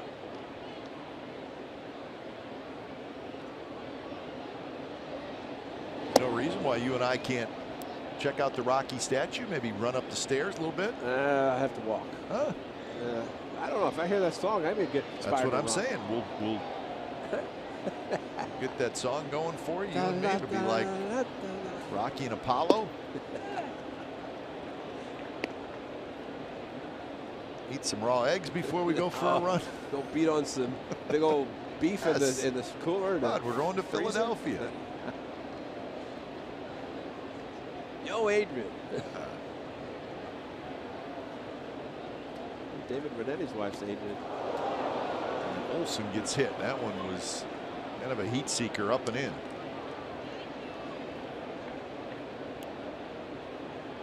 So Olsen's aboard. He has homered, walked, and now been hit by a pitch.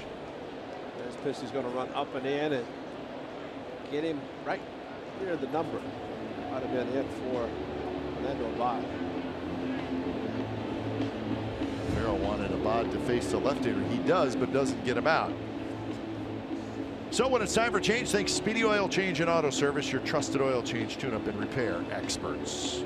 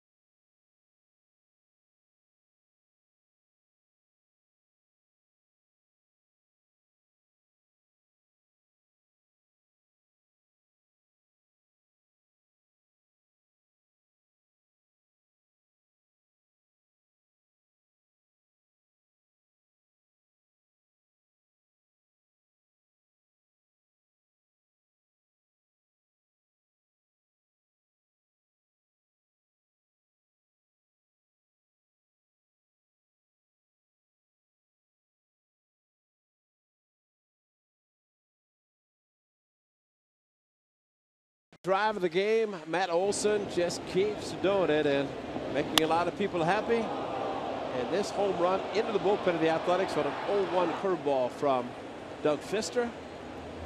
Matt Olson just continues to go up that list. 49 games, 18 home runs. Of course, Aaron Judge, that top list, 139, 104, 130, 134. Even Gurriel, call him a rookie, he's 32, but Olson, 18 home runs, 49 games. Yeah, just did a projection. Let's see, 162, 140. That's a lot of home runs. 54 plus. And that's just in 47 games.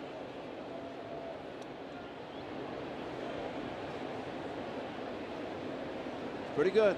Well, we're going to see a young man in Philadelphia by the name of Rhys Hoskins, who maybe went to Sacramento State. Did it again today, huh? 17 home runs in 33 games. Rhys Hoskins. Have not seen him play, but we will see him this weekend. So would imagine he's big in Philadelphia right now. Here's Heath Hembree, workhorse out of the Red Sox bullpen this year, his 59th appearance. And Pinder hits a shot off of Devers right to Bogaerts, who fires to second, and they get the out there. Unbelievable. Tough break for Pinder.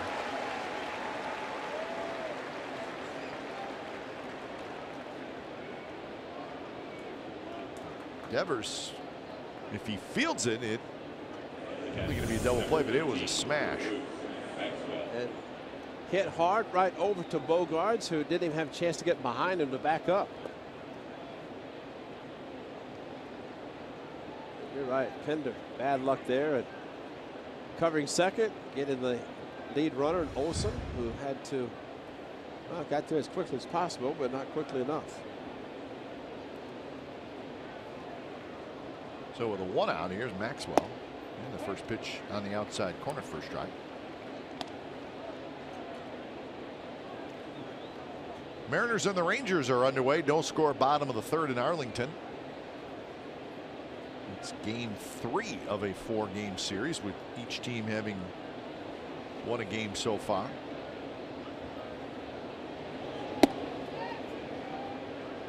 And both those teams, the Rangers 3 back, Mariners 3.5 back of the second wild card. So those two teams are running out of time, and they know it. There's the updated wild card with the Yankees winning and the Royals losing. And so the Astros will get underway in Anaheim a little bit later on, game 2 of that series.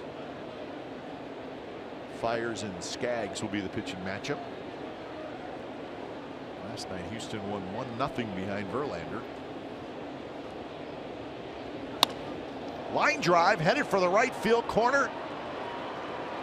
Headed for third is Pinder, and he's being waved home. Pinder will score without a throw, and Maxwell comes through with an RBI double. 7-3 the A's lead.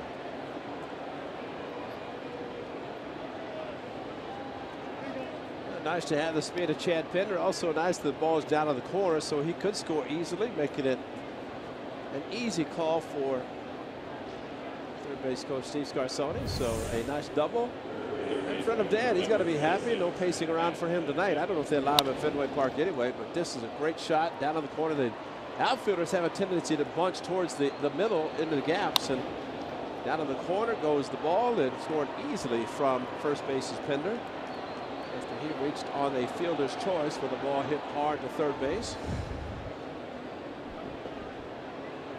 There's Chapman. Good swing by Chapman, and he missed it. So Maxwell gets his 21st RBI, and now Matt Barnes is up.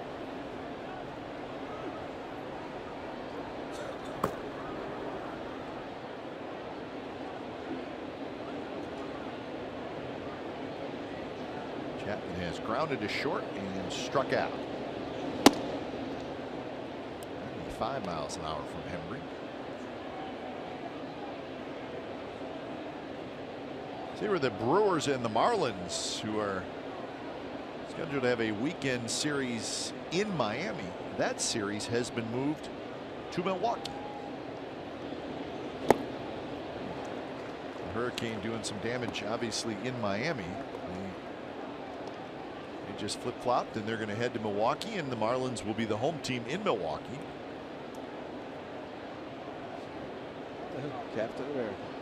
Captain America. You got to make sure we get that right. That's true, yeah. Captain America.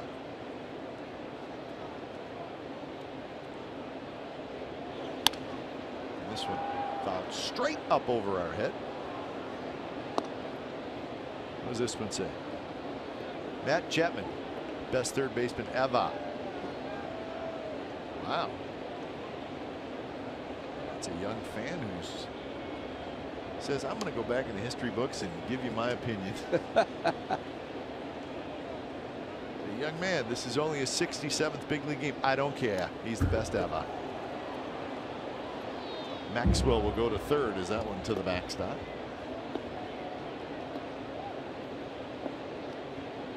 So runner at third, 1 out. Now an RBI opportunity. A little bit of overthrowing, and it's like Leon wanted to pitch more to the inside part of the plate. Instead, it was way off outside. So that is a wild pitch.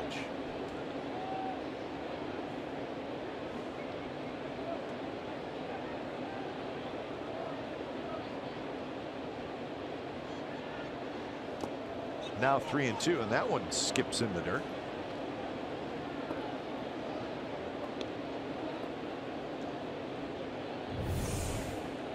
Well, the breaking ball, and Leon's doing a good job of trying to use his body to block the ball. Able to do that. Well, if it's dark, if his chest protected shin guards light up. They looked like they would. Infield in, and a swing and a miss. And Embry went with a slider on 3-2 and gets a big strikeout. Guess it's just hard to look for that pitch on 3-2. Center fielder number 3. A hard slider. Just sometimes you get overly aggressive, and that's what he did last night, striking out 3 times and 2 tonight so far.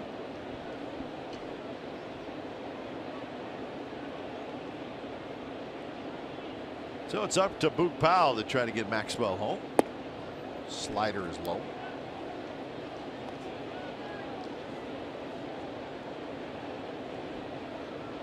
Twins leading the Padres 1-0 in the 3rd inning. The Twins are that second wild card team.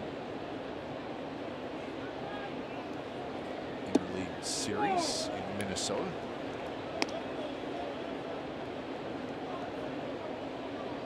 Yankees beat the Rays today 3-2.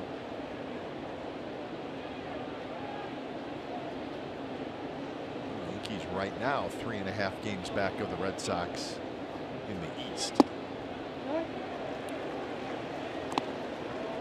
Red Sox probably feel pretty comfortable. For the Rays, another team that really can't afford to lose. The Rays now 3 games under 500.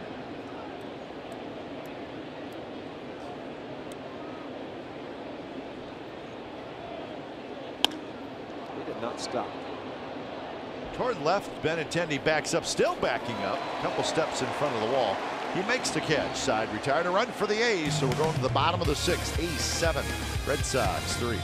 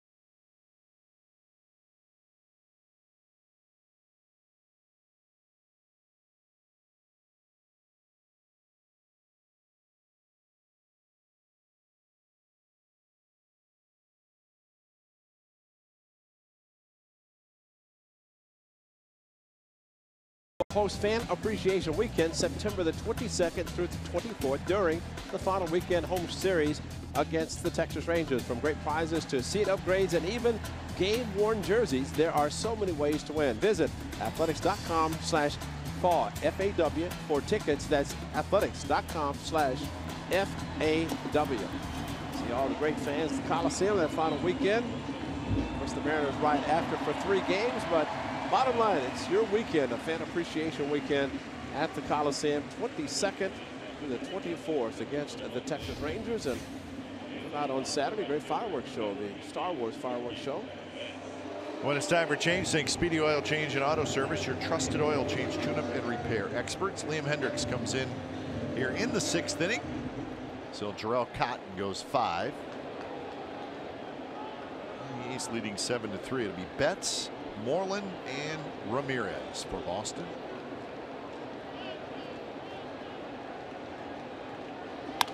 First pitch is popped up. Olsen coming over, may have a play. He's got room, and he's got it. It's always a big out when you get Mookie Betts. 6 hits, 3 runs, 2 walks, 3 strikeouts, and 80 pitches for Jarrell Cotton. Well, if the bullpen can do the job for the next 12 outs, make it 11 now. He gets his 8th win. Jarrell Cotton, 80 pitches, probably, maybe at least could have gone another inning, but Bob Melvin had Liam Hendriks up. Scored an extra run, brought him in, and the bullpen trying to complete the deal. Here's Moreland.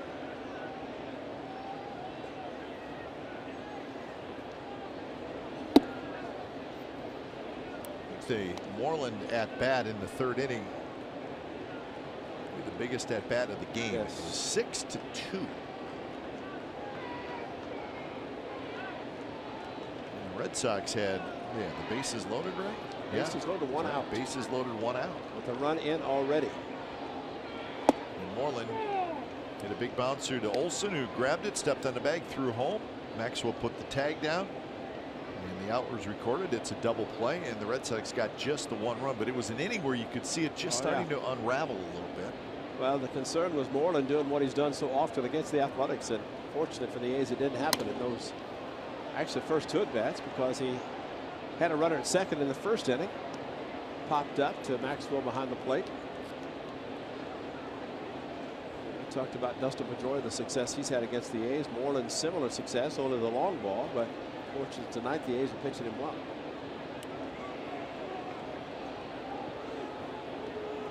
So 1-2 the count.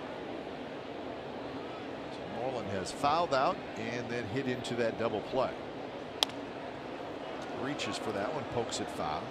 How about smart plays in 1 inning for Matt Olson? This is what he's doing base running. This gets the A's a run. He stops, runs backwards, goes into the grass, and meanwhile Pendle with the speed able to get down the line quickly enough. And how about this one? Bases loaded, touches first, on the move, perfect throw to Maxwell, and to get Pedroia your basic 3-2 double play. Excellent play by Matt Olson again.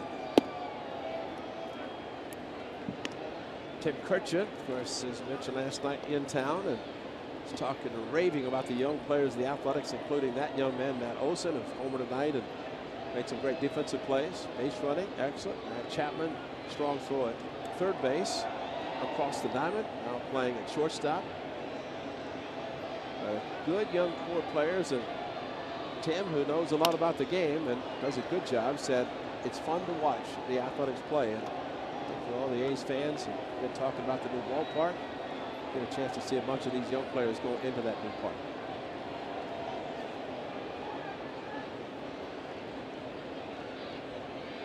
Just think, you run 90 feet, Chad Pendler gets an RBI and another run for the A's because he ran hard for 90 feet. That's all you want to see.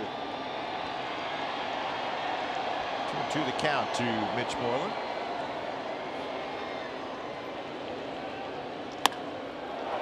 Belted to center. Powell hustling back. Powell turns around. He watches it high off the wall. And Moreland's going to have a 1-out double. Now that's what he normally does against the A's. But you know, Boog Powell in center, if you know the ball's over your head, you can't get that close to the ball. You got to play back, play the carom. And he got a little bit too close to the wall. And with Moreland hitting the ball so hard, he doesn't run that fast. But watch Boog go back to the wall, and he goes to the warning track. Stop. Go back, go backwards. He's trying to play a carom coming back straight to him. It's very rare that it's going to happen. And once it hit the warning track, bounced over his head. Then, of course, that allowed Moreland to get safely into second base. If there's ever a park that you go to as an outfielder to play the caroms off the walls, this is it. Yep. Down the right field line, off the monster, ball hits the out-of-town scoreboard. You have no chance if it hits one of the numbers or hits such an angle. Got to play the caroms, and especially off the center field wall, because it's at an angle from the corner over to the triangle. 0 for 2 tonight for Hanley Ramirez. He's 0 for 7 in the series.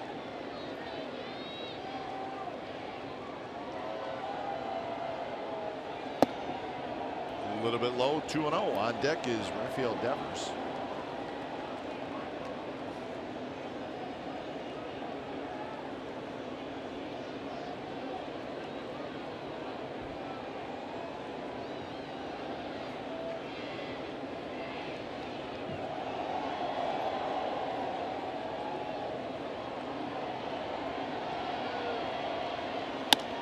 Ramirez drives into center, but it's right at Powell.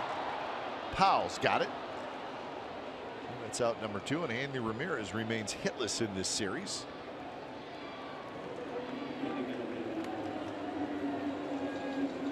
And with 2 outs, here's Devers.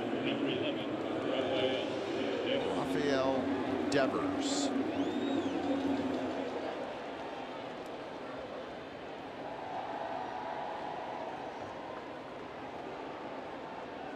The Red Sox let Pablo Sandoval go earlier this year, just 3 years into that 5-year, $95 million contract. And they will pay the rest of that freight, folks. Yes, they will. Whoever Sandoval is playing with or will play with in the future, that team only has to pay him the minimum. And that's it. And the rest, the Red Sox will be paying. So after this year, we'll pay Pablo Sandoval $49 million. And in reality, he could go home and not play anymore and he'd still get the money. Yep, doesn't he's gonna have to play. I do think he still wants to play. Oh yeah, absolutely, yeah. The question is, can he still play?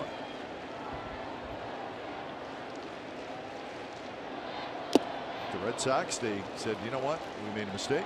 We're going to get out of it, and it's going to cost them a lot of money, but opened up a spot for Devers. And really, Sandoval wasn't playing a lot anyways because he was hurt a lot. Coulomb gets up.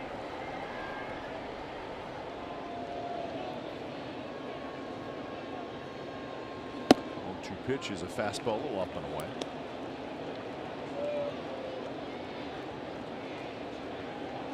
I always think it's interesting that usually you have a general manager, in this case, the president of baseball operations, and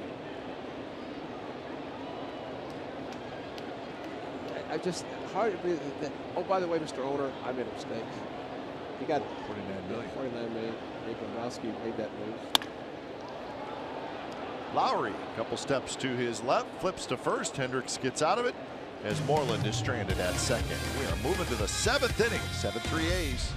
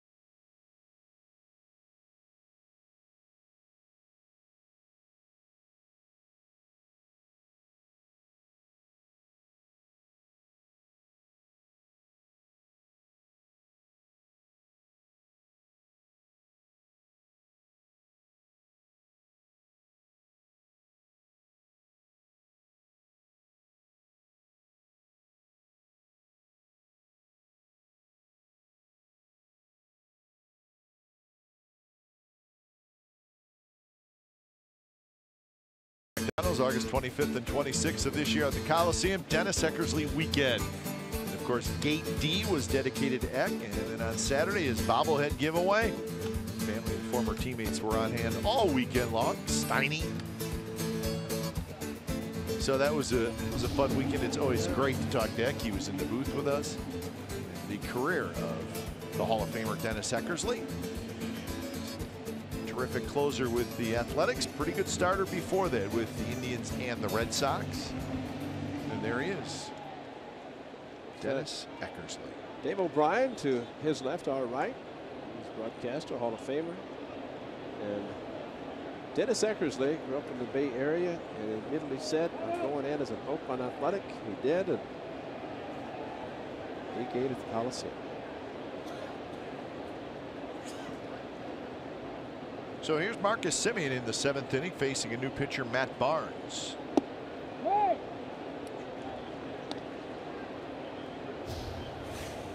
Numbers for Matt Barnes, 6-3, 3.90 ERA. Seems like every reliever that comes in now has more strikeouts than innings pitched. That's right.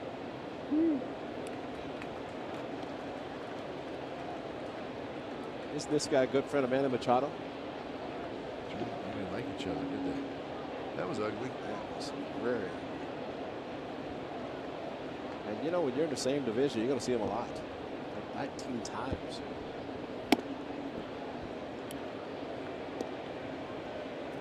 One and two the count.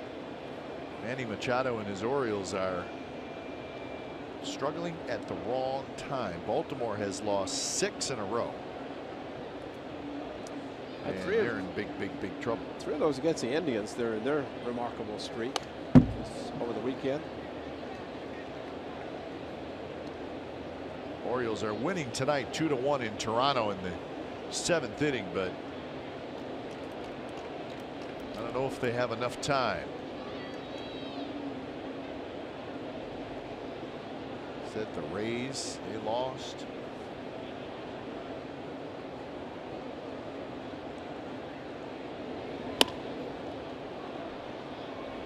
Mookie Betts in and over, and Mookie Betts grabs it.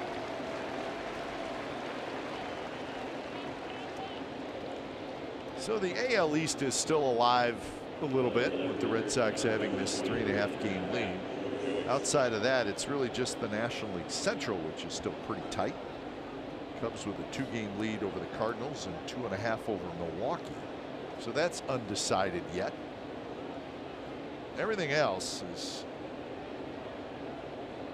over with. Dodgers got in last night officially. The Nationals are in. And with these big leads by division leaders, there's going to be some other teams real soon that are going to officially be headed into the postseason. Astros got a 14-game lead over the Angels.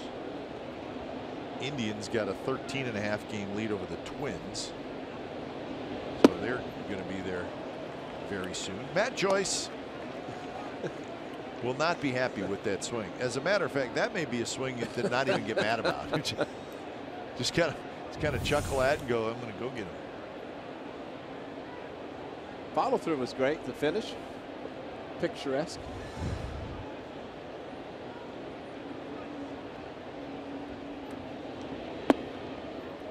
One and two the count. I want to stand corrected.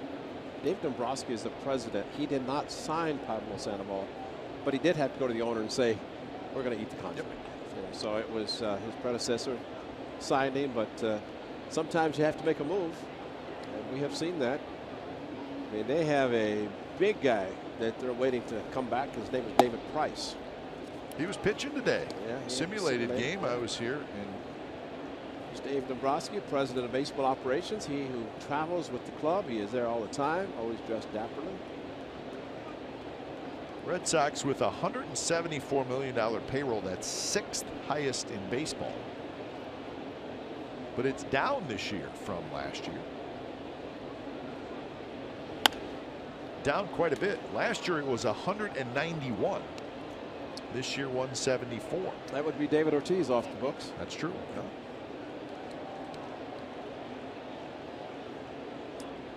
David Price has an opt-out after the 2018 season. He's hardly pitched this year. So for him to even consider an opt-out, which is his opt-out after 18, he would have to pitch next year. The Red Sox would hope that would be the case. And they're maybe hoping that he'd opt out and go someplace else. Yeah, that's an interesting, if you really think about it, we don't know this for sure. So we're guessing. I don't know that he's happy here. Listen, this is not an easy place to play. I can think of two places, or two players that left the same place. Carl Crawford, 142, ended up with the Dodgers, out of baseball. David Price, Tampa Bay, came here, 217. Who knows what's going to happen? And it's nobody's fault. It's just a hard place to play, and you need to perform. And I think when you come into a city as a huge free agent, that makes it even more difficult than if you're a homegrown player. Yeah, because they expect you to perform. If they're bringing a guy in as a free agent, yeah, he's expected to perform and help them take the next step, win a championship. More action for Betts, who slides over. Betts has it. So the point is, Ray, is if you're David Price, can I get a better contract than what I have left on my own? I don't know about that, because it's a $30 million a year contract. But if I'm not really happy here and the fans are on me, and listen, the Eckersley thing is not going to fall in his favor when he got into it with that. He's not going to win that battle. So that's a tough decision for David Price, the player. That's a good point, because the question is, well, I heard just today where someone said he came here because he could have gone another place for maybe 190, 200. He wanted 217. He wanted the money. He came here. But is that worth the headaches going forward? And if he does opt out after 18, will somebody even pay him based on his track record here? Well, or injury. I mean, he's been hurt a lot. Right. So it's going to be an interesting call. It's after next year, right? After 2018. 18. So if he has a good year, then that's his option. They can do it. And there are a lot of opt-out contracts now, but I still say Dan Duquette in Baltimore. Baltimore is the general manager. And he did not give an opt-out, and a player was gone, but he said, "I'm guaranteeing you 3, and you want an opt-out after 1. I'm sorry, I'm not going to do it." He let him go. 2-0 pitch, grounded in the hole, and that's a base hit to left field for Lowry. Lowry is 3 for 4 now. I don't know if it's cheering. There's some murmuring going on because it has started to rain here, and we're really not surprised. And I say that because the grounds crew has gone out to the umpires the last 3 straight breaks in between innings and talked to Joe West, and this was why, as it is indeed starting to rain. Good news for the A's, it's an official game. This is the 7th inning. Maybe not one of those ties back in 1915.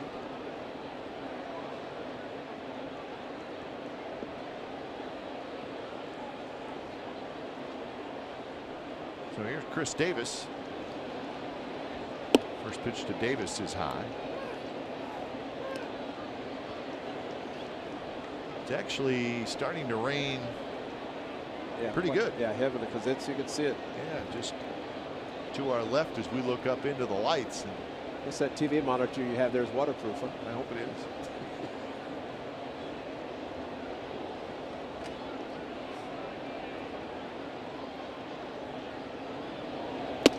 There's a strike.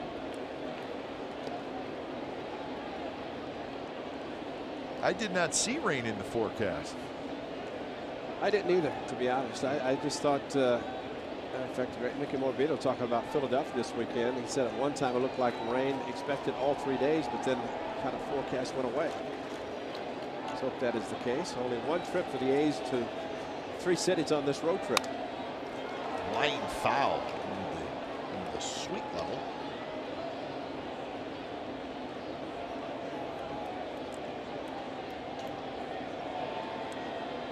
Joe West is the crew chief, so he'll keep a close eye on it.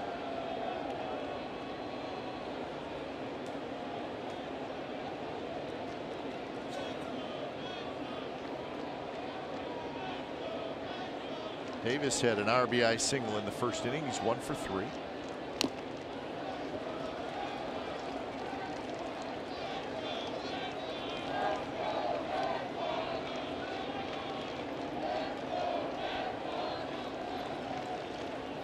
Davis's RBI in the first inning was number 102 on the year.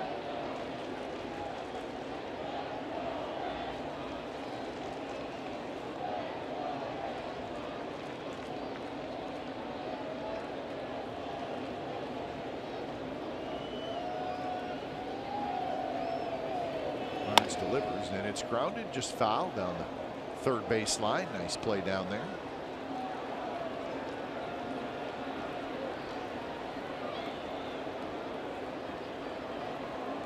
You can see the rain coming down, and it's starting to come down a little bit harder now. I don't know that if it continues like this, they're going to stand out there a whole lot longer.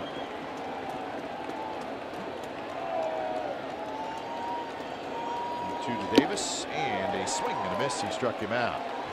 So a hit and a runner left. We have reached the 7th inning stretch from what is now a rainy Fenway Park. A's 7, Red Sox 3.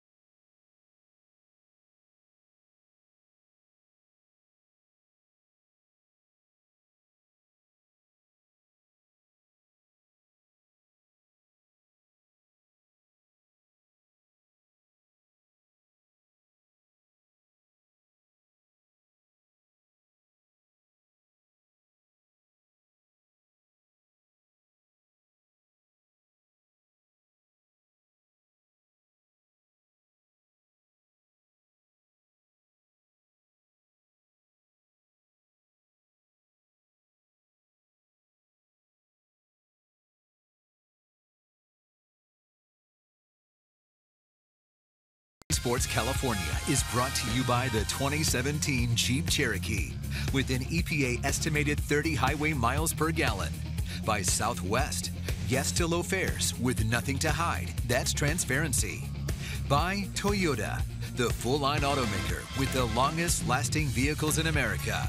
Toyota, let's go places. By AAA, get a free canvas backpack. Restrictions apply. Go to AAA.com/roadtrip or to a AAA branch for details.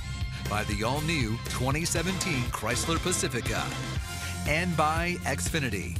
X1 will change the way you experience TV. So the rain has come here at Fenway Park, so the tarp is going on the field. It is raining. I would not say it's a downpour, but it's not a light rain either. So it started in this past half inning. So we are going to be in a rain delay here from Boston. The A's are leading the game 7-3 in the bottom of the 7th inning. So it's been a good ball game for the Athletics. They've scored a bunch of runs again. Jarrell Cotton went 5, but now the rain is here, and as we speak, Ray, it is starting to come down very hard. Yes, and the head groundskeeper went over to talk to Joe West, the crew chief, and they were talking. Alan Porter involved in the conversation. All of a sudden, the head groundskeeper said, let's put the tarp on. I think that's a good idea because the way it's coming down right now, had they not put the tarp on, you'd start to see that glistening effect on the infield, which means it's wet. Pretty good sponsor here. This is quite a large sponsorship here at Fenway Park. Genius idea. L. Bean's keeping your socks dry since 1912. All right, we'll step aside. We'll come back to Fenway in just a moment. A's leading 7-3, but we are just starting a rain delay.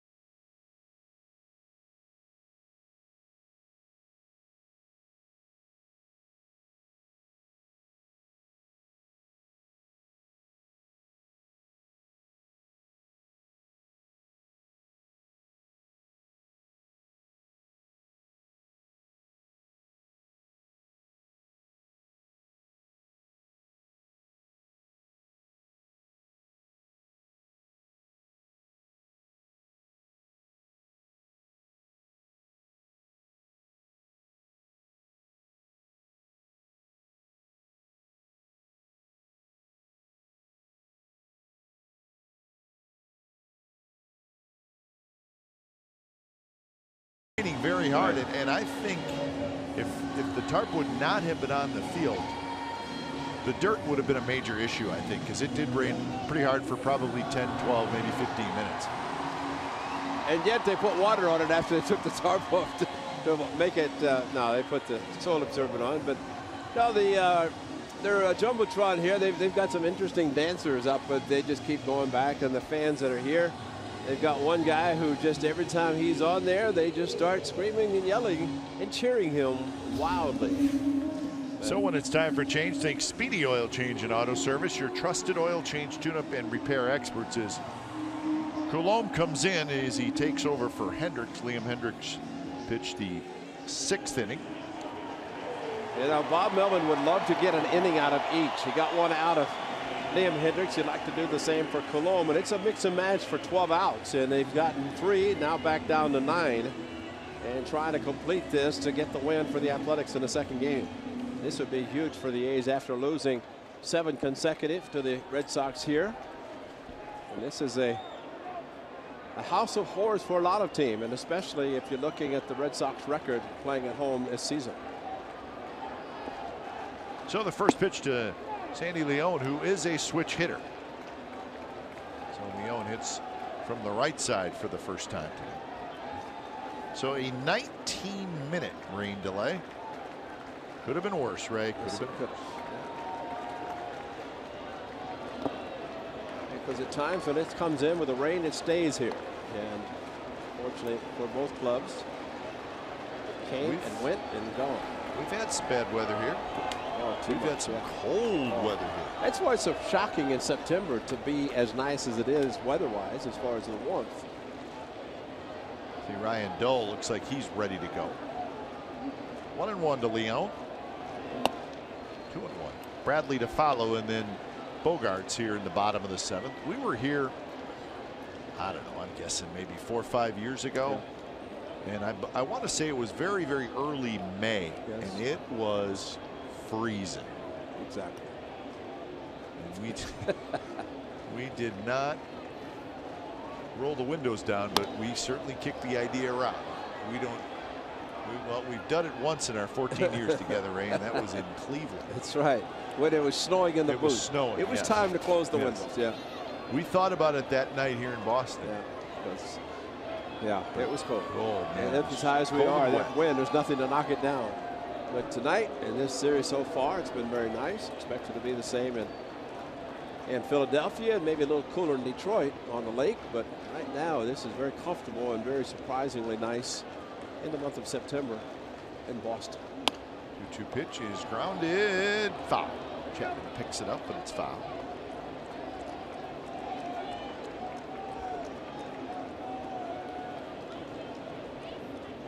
Leon has lined out and he has popped out so far tonight. Well, this is the bottom of the 7th, and I would have to think that if the bottom of the 8th had passed, a lot of these people might have gone home because they want to hear Neil Diamond. I mean, I think you're right. They want to stick around through the 8th, and then after that, the outfield bleachers, not a lot of people have stayed with it raining. Maybe they thought it was going to rain more. And that one's not close, and now it's 3-2. You'd have to think Daniel Coulombe is in for 2 batters. It's the outfield. There's the red seat where Ted Williams blasted a home run. Nice that it's vacated now. We actually saw it, and as you pan back, you can see just how far. There's the bullpen.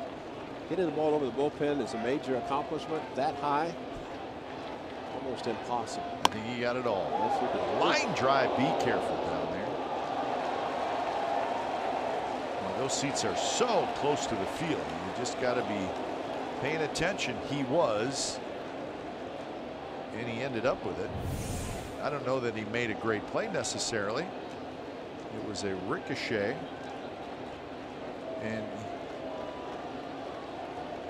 yeah, you know what? Give it to him. I'm not celebrating that one. No.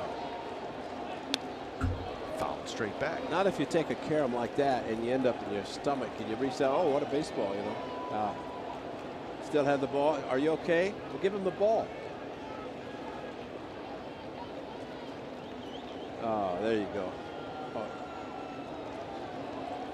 That's nice. Very nice. Nicely done. He's got a soaked sweatshirt. He stayed through the rain. Got a souvenir and made a hero. And he is a hero. Gave it up. 3-2 pitch. A curve that's just a little bit high. Didn't miss by much.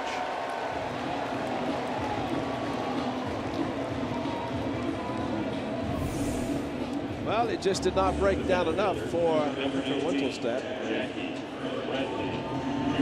Leon kind of took his time leaving the batter's box. And this is where a reliever comes in. He knows his role. He knows what he's expected to do. And really, no matter what happens, you figure that Daniel Coulomb is out after Bradley. Bradley rolls one foul. Goes past the on-deck circle. Bradley a strikeout and a home run. His home run was number 16 for him. Came in the 5th inning.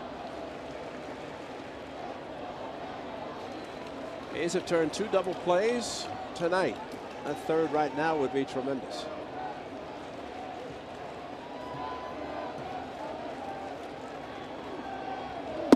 Fastball is high. Where the Red Sox, Ray, for a couple of years were concerned whether Jackie Bradley was going to hit enough. Yeah. They knew he was a Gold Glove caliber center fielder, but his first couple of years in the big leagues, he just did not hit a lot.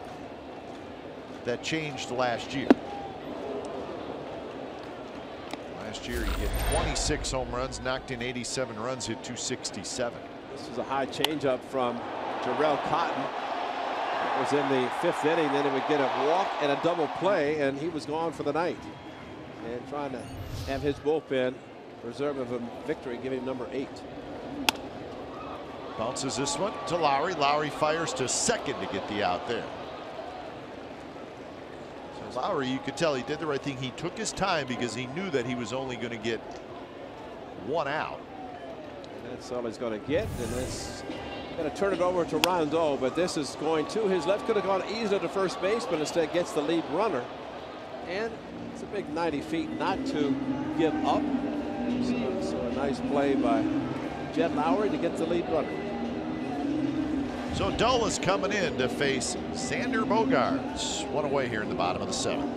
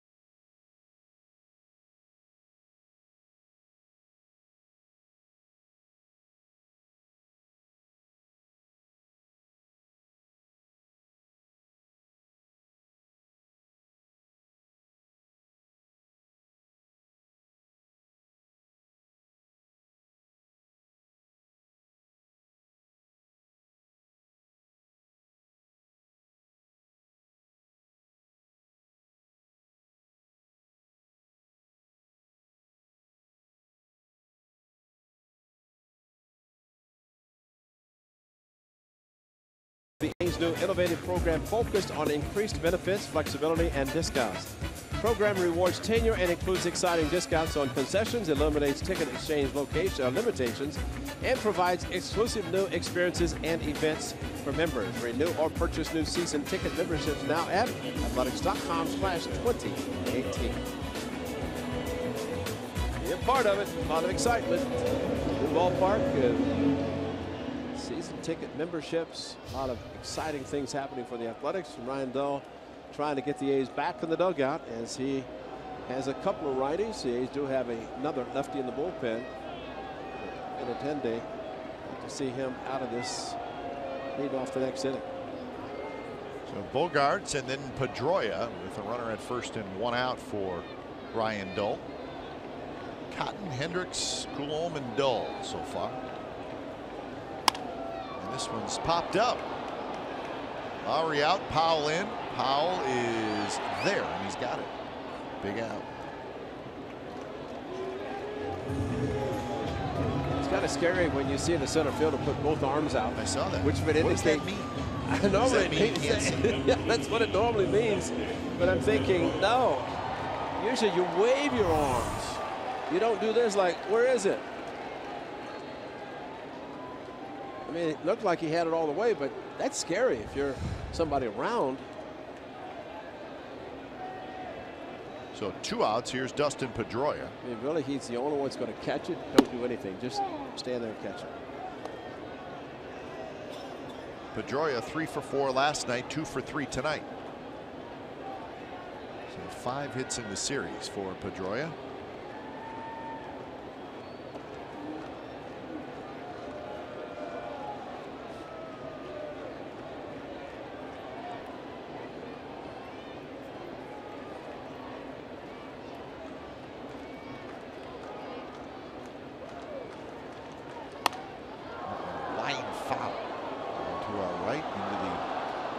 Upper deck here at Fenway Park. It's not a very big upper deck, but it is an upper deck nonetheless. That's Blaine Boyer, another right-hander getting loose.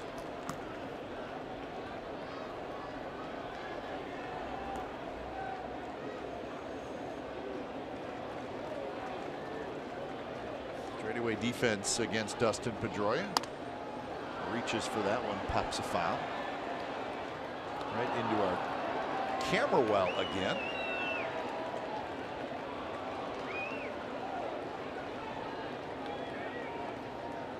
Here's our guys. The best camera guy there is the guy in the middle because he's on our show. He's got that soft sit. Yeah, see. Rotates. The other 2 guys average to below average. Yeah. Guy in the middle well above average. Guys on the side don't catch baseballs, but they don't give them away. Our guy does. Nice guy.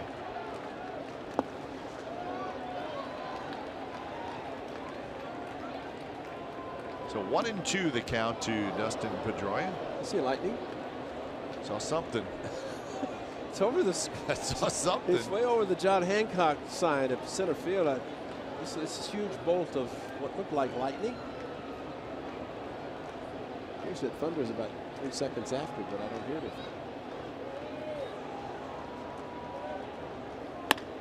Line drive center field, and that's a base hit. Ball was up, and Pedroia has his 6th hit in the series.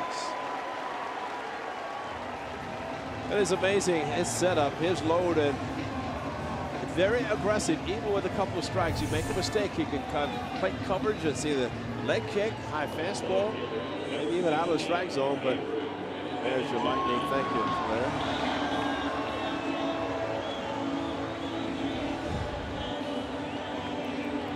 So with 2 outs, here's Benintendi with 2 on.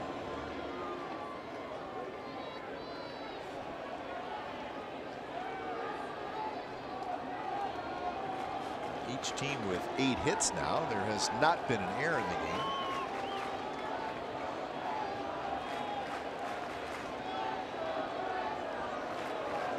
Concentration right now is the left-handed hitter at the plate. Once a 2 out, you get that man. You don't have to worry about the guys on base. Because the middle infielders, as we always say, will not care about the runner at second. They want to hold the position. A little bit of a shift now for Benintendi. Fastball, touch outside at 91 miles an hour from Dull. I think that Benintendi has proven is that he can hit the outside fastball off the green monster. That's the scary part for a left-hander. Smart left-hander will do that. Take the outside pitch. We saw David Ortiz pound the green monster. Very consistent. Make a mistake and pull in the bullpen. And it looks like Benintendi has the ability to do the same. Yeah. He's got 21 doubles, 1 triple, and 19 home runs.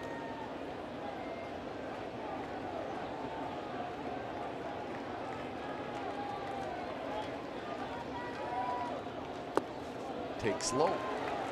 So now 2-1.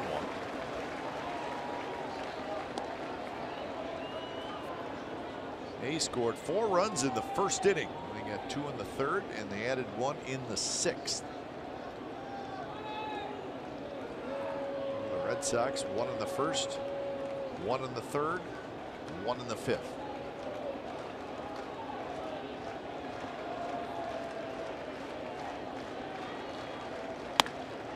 Hit hard. Lowry scoops it up on the first side, retired. So the Red Sox strand a pair. We're moving to the 8th from Fenway. 7-3 the A's lead.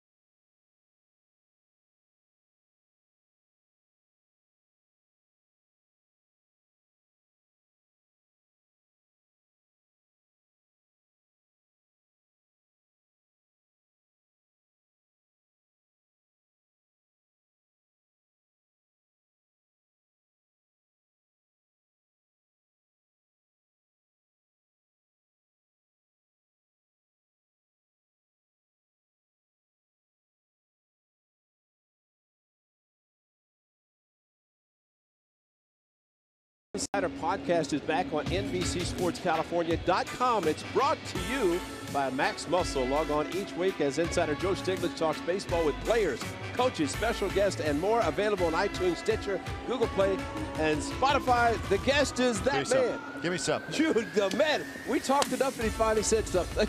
Huh? Yeah. Embarrassed him enough? Oh, totally. Totally. Attaboy, Kipe. And he said to me, he said, Joe Stiglitz said, you know, when I don't ask Ray to come on, is he going to be mad at me? And I said, yeah, he's going to be mad at you. But let me ask you this. So is he going to run it? He took all your time. It's ready. It better be. It's rolling. That's great. That was an exciting read there because that was pumped when I saw.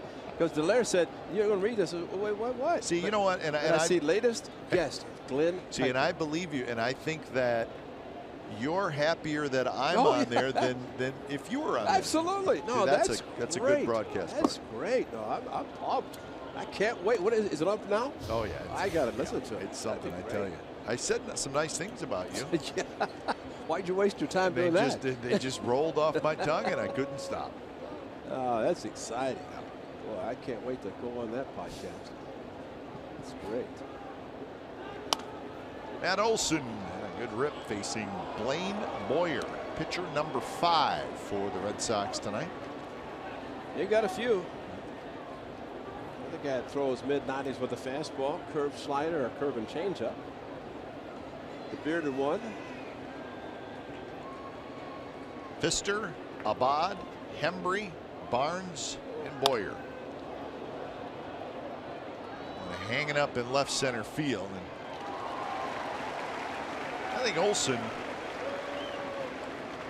just kind of missed that one because that was a pitch to hit. Yeah. It was a little breaking ball that kind of stayed out over the plate, and we've seen Olson do a lot of damage on that pitch. But you know what, Kipe? I think just watching him and thinking about all the different pitchers that a guy has to face. You think of that same 41 season, we're talking about Ted Williams, that Joe DiMaggio had 56 consecutive games in which he got at least one hit. 56-game hitting streak. And what we pulled up that he saw something like 65 pitchers total in a 56-game hitting streak. These young kids are seeing pitchers they've never seen before. And as times have changed, so you get specialization. But what these kids have done so far, and Matt Olson, and I agree with you, that's a hanger in the future. It's going to be gone. It'll be off the wall. But it's just, I mean, what he's done is remarkable. He had 18 home runs in such a short amount of time. And you can just see the impact a couple of corner infielders are going to have on this club. And you know, this kid, if Pinder ends up playing in right field a lot, you're going to have another guy, young player in the corner outfield producing a lot of power. You got Chris Davis playing left.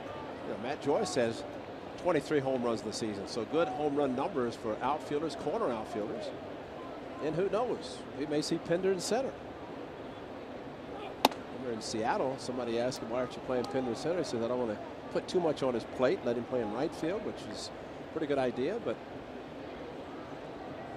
you got Simeon, who last year at 27 at shortstop. I mean, offensively, position player wise, it's a pretty good ball club. 1-2 pitch. That's a high fastball, 96 miles an hour, and Pinder cannot quite catch up with it. So 2 away. Make sure you join us tomorrow. It'll be a morning ball game back to the Bay Area as these two teams will wrap up this 3-game series.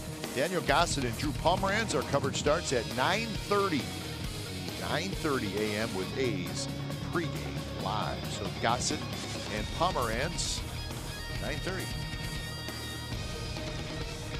And then it'll be on to Philadelphia. Short flight to Philadelphia. I think we've only been, how many times we've been to that ballpark? Twice? This will be the second time because we went to the veteran, the original. Long time ago. Long time. So we've only been to, was it Citizens Bank? We've only been there once. Yes, I think you're right. Yeah. That one is drilled. Pesky pole, and it is foul.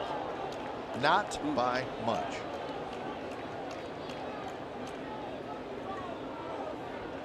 Pesky pole comes at you quickly.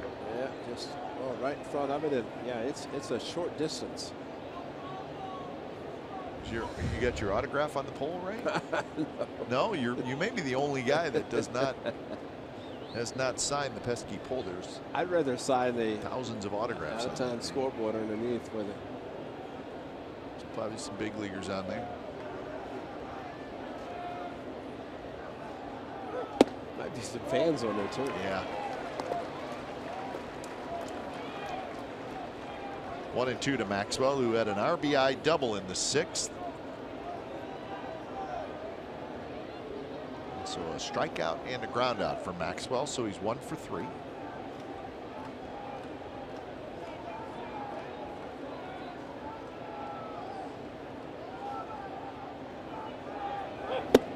And a high fastball. So a couple of strikeouts for Blaine Boyer. Bottom of the 8th coming up. Going to be Betts, Moreland, and Ramirez. 7-3 A's.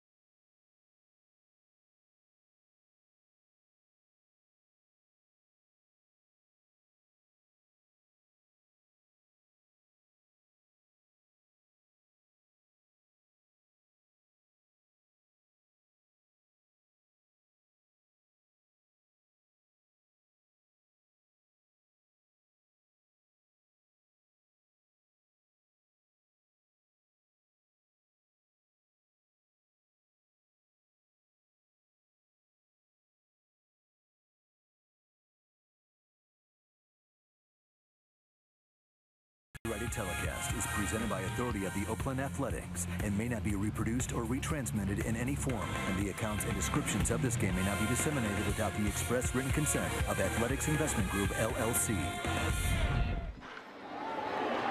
Here's our game summary. It's brought to you by your local Toyota dealers. So good ball game so far for the A's. They lead 7-3, 7-8-0 for the Athletics, 3-8-0 for the Red Sox. Jarrell Cotton went 5 innings. He has a chance to get his 8th win of the year. And Doug Fister, who's been pitching well, got knocked around tonight. Matt Olson with another home run. Matt Olson now has 18 home runs and 36 RBIs. New pitcher for the A's is Chris Hatcher.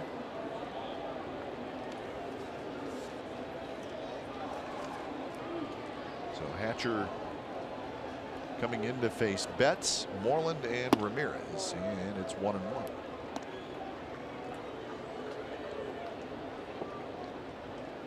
Coulombe and Dull get through the 7th inning for Bob Melvin. Red Sox stranded a couple. And Betts got a pitch to hit there, and he fouled it back. Hatcher 1-2 with a 4.29 ERA with the Dodgers and the Athletics. More strikeouts than innings pitched.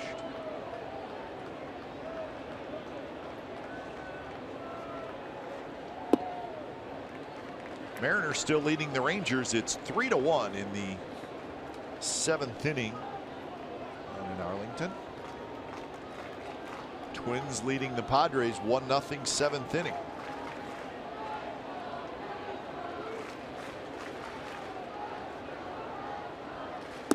And Mookie Betts was able to just hold up, says Andy Fletcher. That's why you appeal to first base, and you hope, but in this case, Betts started body forward, bat stayed back. Watch the body and the bat. It's not quite far enough for the A's to get the strike. So 3-2 to Mookie Betts. And it's popped up. Could be a play for Maxwell. And Bruce has got it. 1 away. That's 2 for Bruce Maxwell tonight. That's rare. I mean, you may go a month without ever getting a pop foul ball. He got 2 tonight. Big one in the first inning with Moreland, and now this one. Betts high pitch on a 3-2, a little bit too aggressive and looking for base runners, and he went after a pitch that might have been ball 4. But Bruce Maxwell handling 2 tonight. So here's Mitch Moreland. Could have been a strike. Moreland took it, and he thought it was inside, and it was called the ball.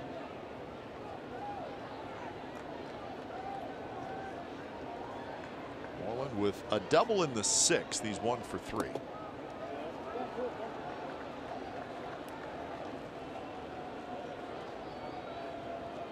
So if I get back to hotel tonight, can I turn on the podcast? Yeah. Sunday? Sure. Go to the website. I think that's exactly what I'm going to do. BCSportsCalifornia.com. Scroll down, you'll see Joe Stiglitz, your A's insider. How long is the podcast? I think it's about 15 minutes. Wow. 58. Ray, you have to listen to me talk all the time. You don't want to sit there and listen for 58 minutes. 15, I think. Something like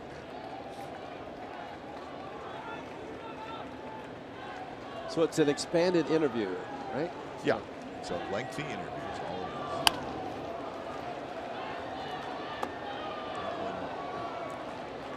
is. Bangs off the wall up above the writers portion of the press box, which is just down to our left. There they are. See, that's where they filmed that scene in the Moneyball movie where the Red Sox offered Billy Beane to the general manager's job. That's right. Here's the napkin. Here's the price. Still want to know what the number that was on that napkin. I don't think Billy's going to tell us.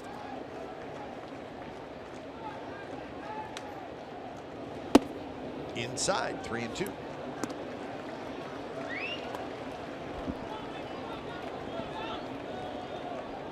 Thinking of watching the Indians and their success and their 21 consecutive wins, and think of the movie Major League and how they tried to get them to lose so they could sell the club. Couldn't do it. And here's a team just like Major League, just kept winning.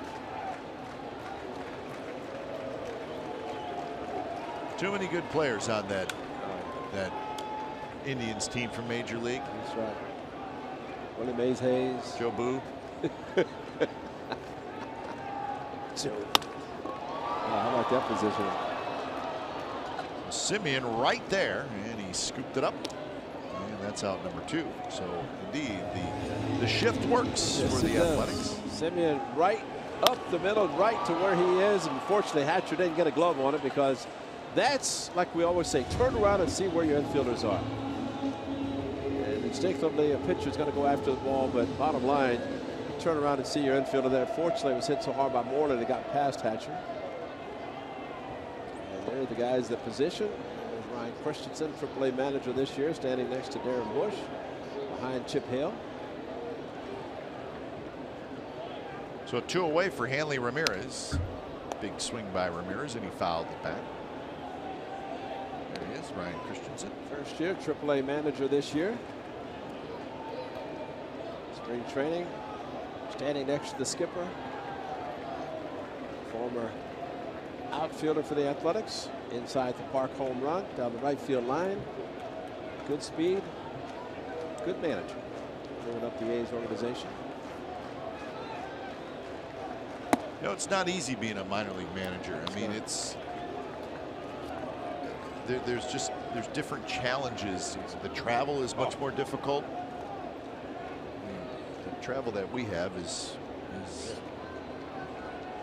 well, it's pretty darn good. We're very spoiled. Yeah. Minor leaguers, it's not easy, and minor league manager has a lot of responsibility. A lot of responsibility. You know, Steve Scarsone, who's coaching third now, was at Nashville. Ryan Christensen taking over there, and Scar. And you know, and I asked him about coaching third. He said, as a minor league manager, you do that. You coach third, and you're making your own decisions.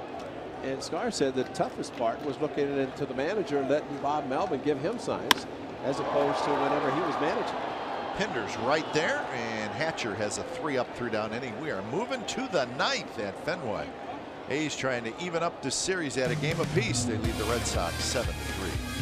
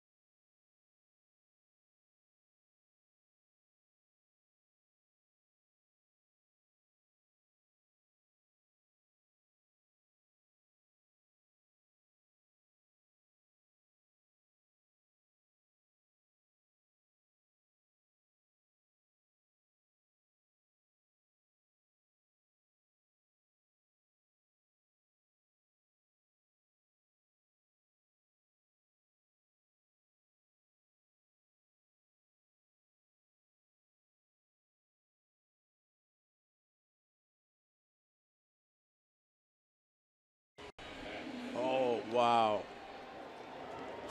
Oh, man. $132. Wow. That's awesome. After all, we are in Boston, aren't we? Yes, we are. Go to Tampa Bay, they've got the Rays. Come to Boston, got the chowder, got the lobsters. Chapman on the first pitch, foul territory, and Moreland grabs it. So Matt Chapman 0 for 4, maybe a little bit frustrated. He is 0 for Boston, so you'd have to think tomorrow somebody's got to pay the price. So maybe it's King Conrads. So 1 out for Powell. You know, if David Price is healthy, when he does get healthy, the A's in Oakland, where they faced the Red Sox 4 times, they faced 3 lefties. That's right. And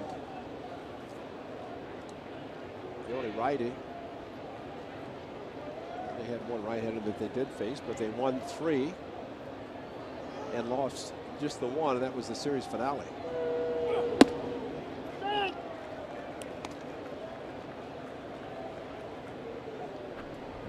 Trinan getting ready out in the A's bullpen. Both the bullpens out in right field.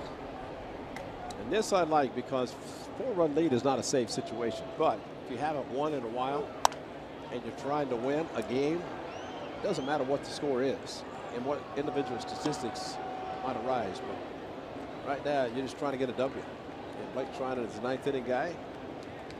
Let him come in. Well, you haven't won here since 2014, and you've also lost 8 consecutive road games. That's a good point.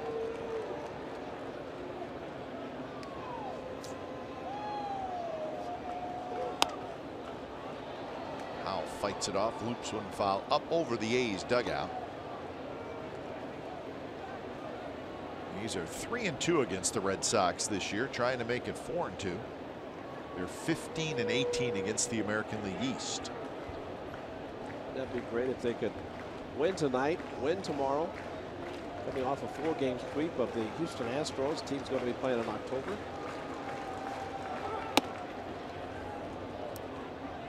Just another feather in the cap for the Athletics, especially if they can beat this team, as they did 3 out of 4 in Oakland, and hang on tonight, have a rubber game tomorrow.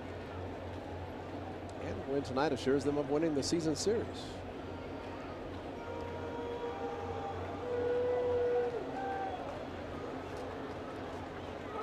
2-2 pitch again, foul back by Powell. Powell looking for his first hit. He has struck out. He has grounded out, and he has hit a fly ball to left field.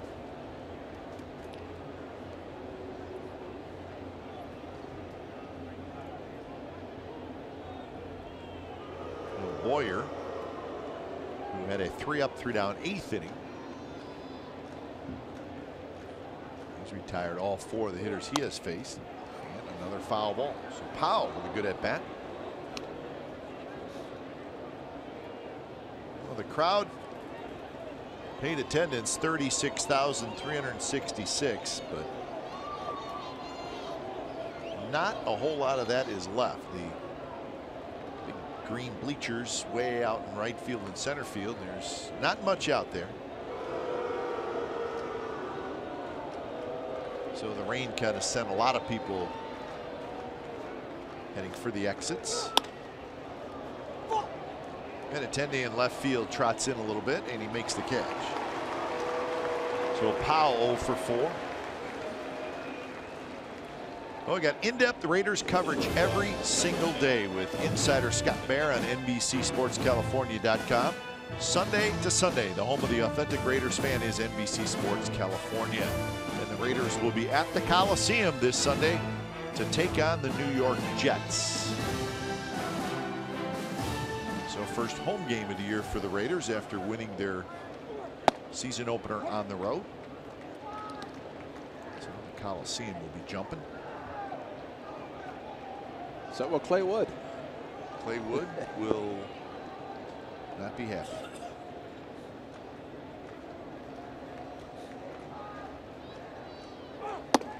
Patriots fans. It's a full panic mode. The Patriots lost their first game, and kind of got outplayed a little bit by a pretty good Kansas City Chiefs team. And you would think the Patriots were leaving town and never coming back and haven't won in 4 years. What is wrong with the Patriots? They're getting a new field turf. It is kind of comical, actually. He ain't worried about it.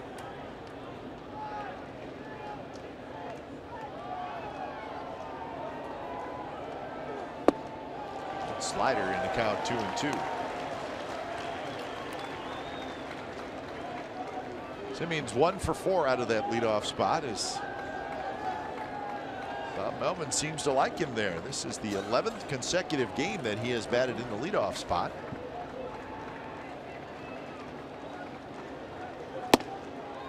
Yeah, I was thinking too about that, Ray. You know, I mean, the old leadoff hitters with the speed guys, you know, there's not a lot of those out there anymore. And now you're seeing teams use guys that got some pop in that leadoff spot. And maybe what Bob Melvin is thinking a little bit with Marcus Semien.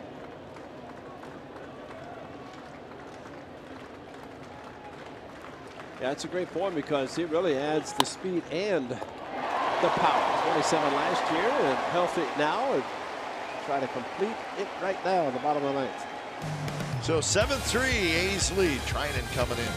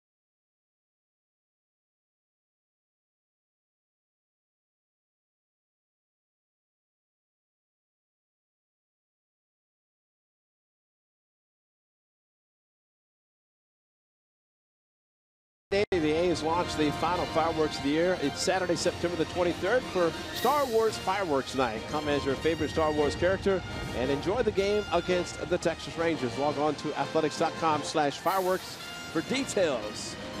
And if you've seen a fireworks display at the Coliseum, you want to be there for the last one of the 2017 season and see what for the 2018 7th fireworks show. Yep.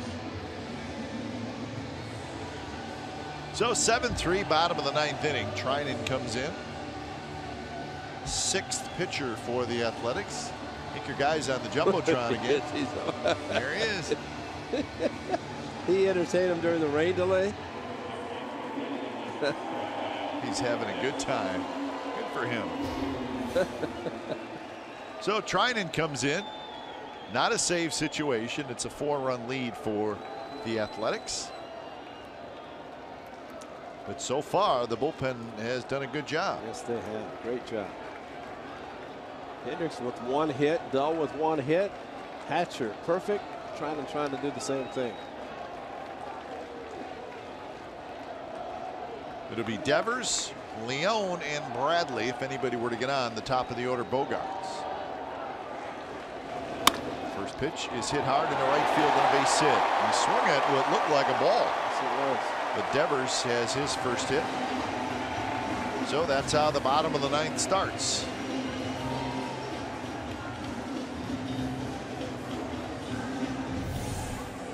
It was down, and it was a fastball, and it looked like he was sinking. Fastball at 98, down around his kneecap, or actually below his knee, maybe ankles. found a hole in the right field.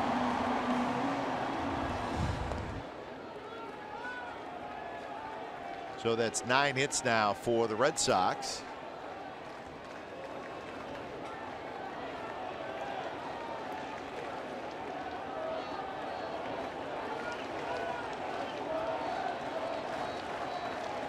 So here's Sandy Leon. That one to the backstop, and then it rolls up the first base line. So very much a wild pitch. That one.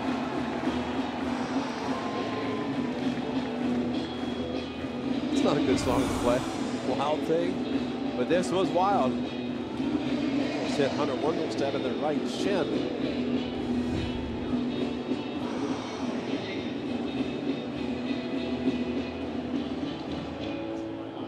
Trinan's ERA as a member of the Athletics is a good 2.79. His ERA was a little bit high with the Nationals.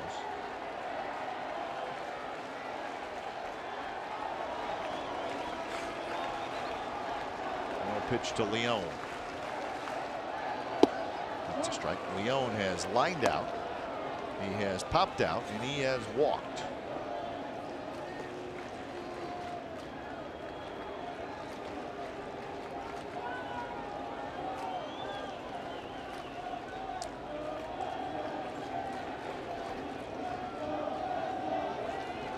Trying to be a good sinker ball pitcher, ground ball pitcher, going the wild pitch, putting the runner at second takes away the possibility of a double play. Leon is a candidate, but not now with the runner at second.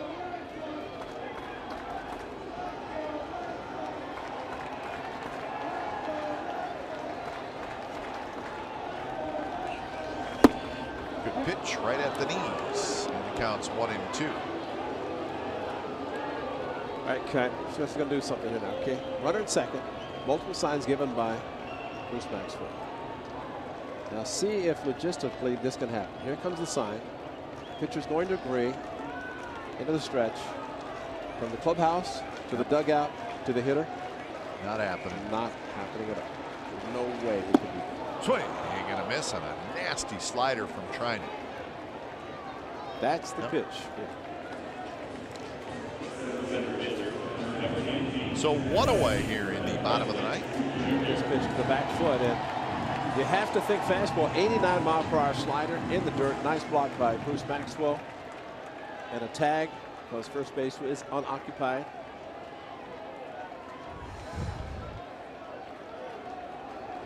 So here is Jackie Bradley.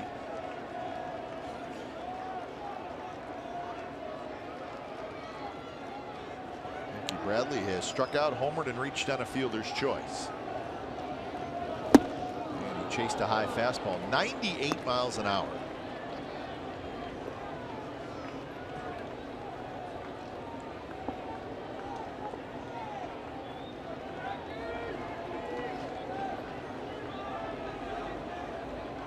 So 0-1 to Bradley with Bogarts waiting in the on-deck circle. We preferred not to get to Troy and Benintendi and Betts.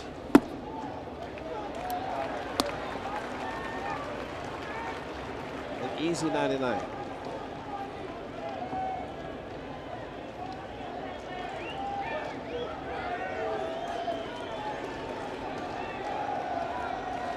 Outfield defense straight away for Bradley. Simeon shifted well towards second base, playing up the middle.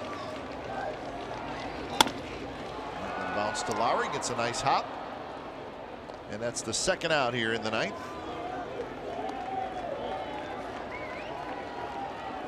Make sure you stay tuned for A's Postgame Live, presented by State Farm. It's Jim Kozamore, Bip Roberts, and Dave Stewart in the studio. Lowry has had a good ball game, and Lowry a single, a double, and a triple tonight. And Olsen with a 2-run homer.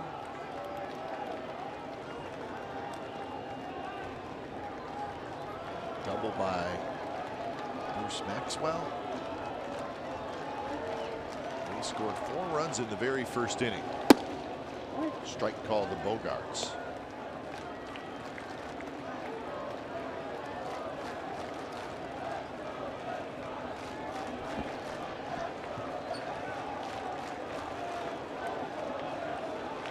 Bogaerts has been on base a couple of times out of that leadoff spot with a single and a walk and a run score. Fastball 99 miles an hour. Trinan just looks like it would be an uncomfortable at bat. Because he's just wild enough. A little bit, yeah. That you really can't say, okay, I'm going to zone in. And then he throws a pitch down the middle that's 99 with sink on it, and you have no chance anyway. Or the slider that he threw to Leon. Kind of running in on the hands of Bogaerts. He ends up fouling it right at the plate. May have fouled it off himself. Hey, you're walking around thinking, I just fouled one. On the back foot, and now he's got to think about a hard slider that he's got to hold up on.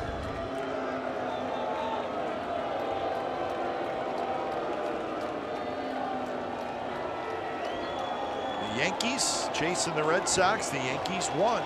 So if the A's win this game, the Yankees will pick up a game on the Red Sox, and Red Sox lead will be down to 3. Swing and a miss. He struck him out, and that's the ball game. So the A's finally win here at Fenway Park. It has been a while, but the A's behind a home run by Olson get Jarrell Cotton his 8th win of the year. 3 hours and 7 minutes in front of 30.